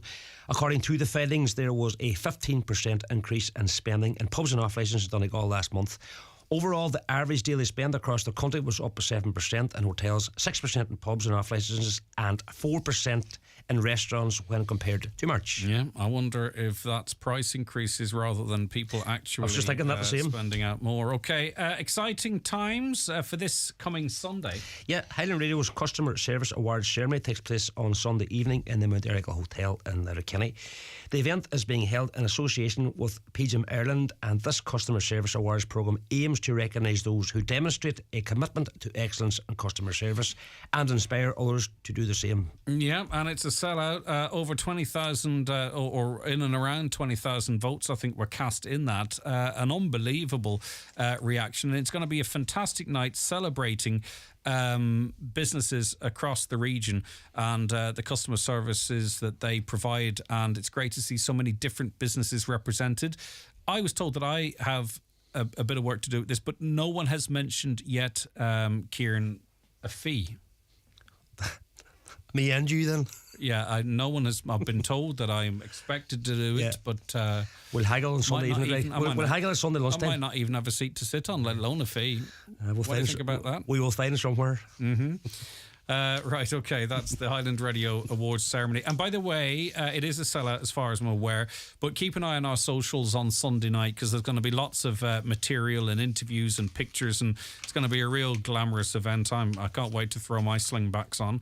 Okay, this is a massive achievement, this from Harvey's Point. Yeah, Harvey's Point in Donegal town has been... Sorry. Harvey's Point in Donegal... Harris Point and Donegal Town's Loch Esk has been named as Ireland's best hotel by TripAdvisor. It has also placed 25 in the list of best hotels in Europe. So this is the 8th time Harvey's Point has been named Ireland's best hotel. It held the accolade for 5 successive years from 2013 to 2017 and again in 2019 and 2020. Yeah, so, well done Eamon, well done Noel, well done all the crew, brilliant staff there. It's a great employer, and it's up against, and the difference with some of these awards are done in different ways. They've won this award based on people that have stayed in the premises and then have uploaded their reviews and scores on TripAdvisor, and they have beaten off the top hotels right across the country. It's the only hotel, as far as I'm aware, from this region that even featured in the list. So it is a remarkable achievement, and its background is really fascinating. That it was a place that some fella bought, to host friends, and then started charging, and then it was all, then it was all expanded from there to turn into what it is now. Really quite remarkable. Okay,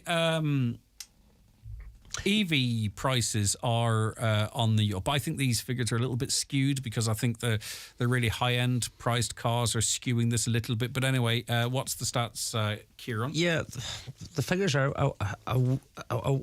they're somewhat confusing when you hear it. Soaring demand and lack of supply have driven the average cost of a new electric vehicle up 13% compared to the same time last year. A new analysis by Dundee has revealed.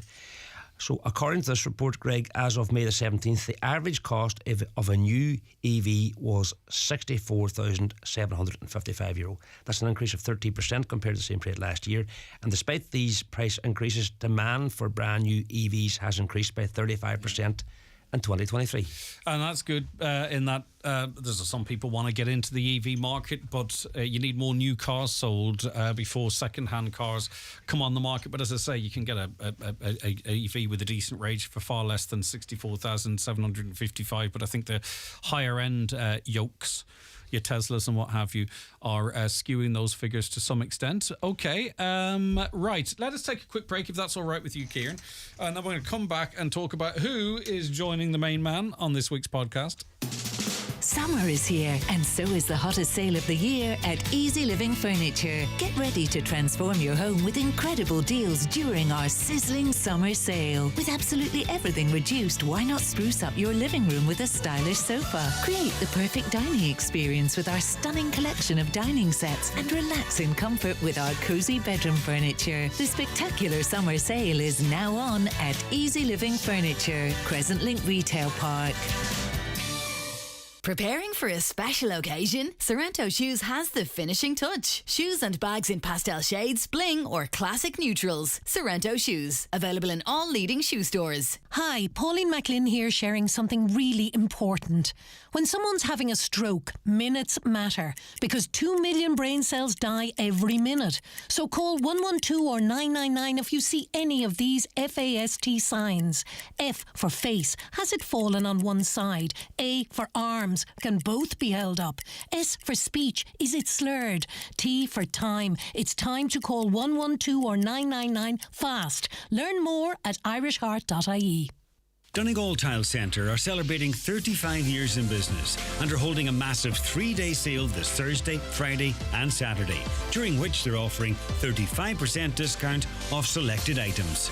Wall tiles are reduced from €16.95 a square yard to €11, with timber effect floor tiles reduced from €22.95 a square yard to €14.90. There's vanity units down from €460 to €299, and freestanding baths reduced from €1,230 to €799. Stock is limited, so don't delay for these genuine bargains. Get along this week to Donegal Tile Centre, Rossview Business Park, Letterkenny, just off the Polestar roundabout. Join special guest Majella O'Donnell at Divers Hyundai this Friday 26th for Divers Relay for Life Coffee Morning. Everyone's welcome to come along for a cuppa, meet Majella and help raise money for the Irish Cancer Society. That's 10 to 2 this Friday at Divers Hyundai, Letterkenny. Rightio, still in studio with us is Kieran O'Donnell. So we've ran through some of the news. Let's talk about this week's podcast. Who's your guest, Kieran?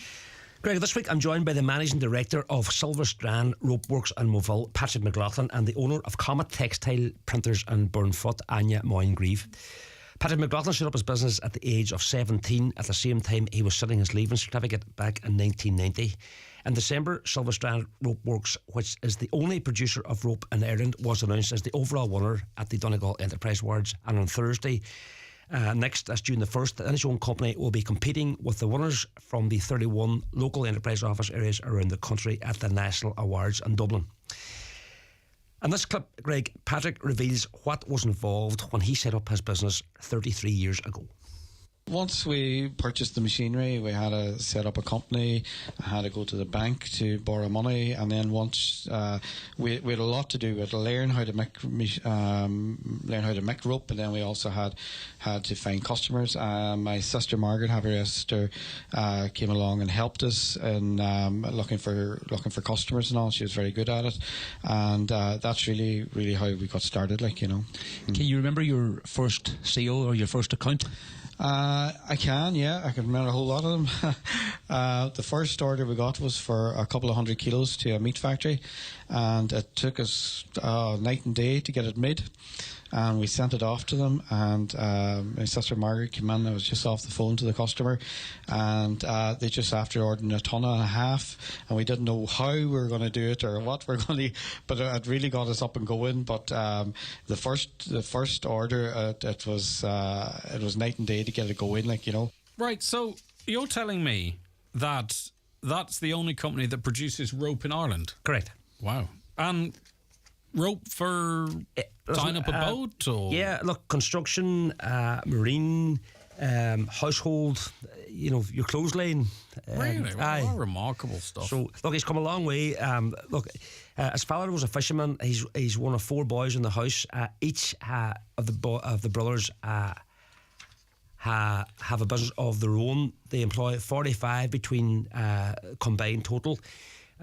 Patrick employs 10 in his company in Moville, and they export to USA, New Zealand, Australia, Northern Europe, and he is representing Donegal now at the national finals next week in Dublin, so we wish him well with that. So it started off very small, got a loan, got a site, built his factory, gradually expanded and extended, and is doing extremely well. No, certainly not at the end of his tether, just at the beginning of it seems. Right, okay, your next guest, Anya. Yeah, the owner of Comet Textile Printers in Burnfoot, Anya Moyne Green, was one of the guest speakers at the Business Cost Saving Advice Clinic that was held in Letterkenny on Monday by the Donegal Local Enterprise Office. After working in Holland for 20 years, Anya returned to Ireland and set up her own business 20 years ago. During Monday's presentation, she spoke about how a green approach and the Green for Micro programme has benefited her business. And during our conversation, Anya told me the idea of sustainability was one of the things she took back with her from Holland when she returned to Donegal in 2003. I think because we live in the countryside, our environment's really important, and I think having spent 10 years in Holland where reuse, recycle, repurpose are just, it's just a way of life there. I really wanted that to be part of my life here as well, to make as small an imprint on the world as I could. But unfortunately, I probably picked one of the more difficult industries to do that in, because obviously the clothing industry does have its challenges, and probably the biggest shift that I've seen is from the conscious consumerism that's evolved through COVID. People are thinking now, I want to buy once and buy well instead of cheap and cheerful. So that is great for me, because that's something that I really wanted to bring into the business, was that, you know, sell quality as opposed to quantity. All right. Two very different interviews in the one podcast there. Yeah, Anya, as she said herself, she's self-taught, Greg. When she came back from Holland, sustainability was a thing, I suppose, that was sort of, they were ahead of the curve and compared to maybe ourselves in relation to that. During her presentation, she held up 2 T-shirts, Greg, one polyester, one cotton. The polyester T-shirt would take 500 years before it decompose, while the cotton one would take 5 months to decompose in landfill. So I was just giving the example. She also talked about the change in consumer consumption, and COVID, she believes, had a big shift in people's mindset, realising what's around us in the environment and looking to hold on to that. Yeah, but we still are all into the fast fashion. I was listening to a woman speaking on national radio there not so long ago, and she was talking about buying clothes for her kids online, and she said that anyway, along the remarks was, and they only get 1 or 2 wears out of the item of clothing. And I was thinking, wow, you know, I don't want to old man it, but you know, I wasn't reared where you got 1 or 2 wears out of something. I got more than 1 or 2 wears out of me. You're at the end of the queue for some of the stuff. Well, that's it, you know. Yeah. So, you know, if you go in and you buy a T-shirt for €3, do you see that as disposable, and do you really care what's in it and where it's going to end up and how long it's going to take for it to break down? So I suppose we, the consumer too, and I think the indication is, and we'll hear more in that interview, is that maybe we are switching on a little bit as consumers, are we? Yeah. Even the people that and business that she deals with, you know, in terms of packaging, less packaging and different packaging, and that's And another thing, I don't think we, the consumer, want that much packaging. No, Like, because I hate packaging. That's It's one of a the questions that nightmare. she would ask now in an order. Do you want packaging? Yeah, Yes or no, well. whatever. And the more that other areas of business educate themselves and go the sustainable route, the better for the whole area. Yeah. All right, listen. Great stuff. The full interviews with Patrick McLaughlin and Anya Moyne-Grieve are available now for you to stream or download from our website, highlandradio.com, or on Spotify or iTunes. And the show's broadcast on Sunday, Kieran, just to remind us. Yeah, after the 6 o'clock news on Sunday evening. And if anyone wants to get in touch with you, how do they do so? Yeah, just drop me an email, please, Greg, businessmatters@highlandradio.com. And on Sunday, we have the Business Awards. As I say, it's a sellout. It's going to be a cracking night. You're going to be on the red carpet, Kieran. I am. Have a wee job too. Great stuff. What are you wearing? I haven't thought about that yet. Tux? No? Is it a bit OTT? I will see. Well, come here, help me out. I'm trying to figure out what I'm going to wear. I will. We'll turn up. We'll turn up. Like suit, 3-piece suit, 2-piece. We'll go 2-piece. No, we'll go 2-piece. Open neck. Yeah, we'll go with collar? that. Yeah. Yeah. Right. Okay. No waistcoat. No. All right. Okay. Navy blue. Navy. Yeah. White shirt. Yeah. Okay. Cufflinks. No. Black shoes. Correct. I have you dressed here. So, yeah, there you go. You're never told for a quick fashion. That's the rapid fire question. No, you did well, actually, in fairness. All right, Kieran, looking forward to having you back on the show. Good morning. Next Wednesday afternoon. We'll chat to you Sunday evening as well, and hopefully chat to loads of you in the business community that will be in attendance at those sold out awards on a Sunday night. It's really been a remarkable process to see it gather the legs that it has, thanks to the hard work of people upstairs. Hi, Greg, Caroline and team. Thank you so much for having Mary on today. Lyme's Disease Conference. Hopefully we'll get awareness signs erected around... That's Kieran half dying away out the door. Hopefully we'll get awareness signs erected around the country in the not too distant future. That comes in from Anne Maher. Of course, we need to, don't we? When I was a child, I grew up in a farm. Every summer I got bitten by hundreds of ticks. So did the rest of my family, as did the family dogs. It was never considered a problem or a danger. Nobody ever suffered any medical consequences. What had changed over the years? Getting bitten by ticks was just a normal part of life on farms years ago. Never anything to be remotely concerned about. Well, do you know? Maybe there was someone in your community that disappeared because they were sick in bed, couldn't get out of bed. We don't know. It's not everyone who gets bit by a tick that gets Lyme's, but if parents or individuals, once they are bit by a tick, can keep an eye out for anything happening, you get quick. You know, it's like saying, you know, thousands of people smoke and half of them get cancer. It's the ones that do that we're trying to talk to here and to educate and help. All right, have a lovely day. See you tomorrow morning at 9.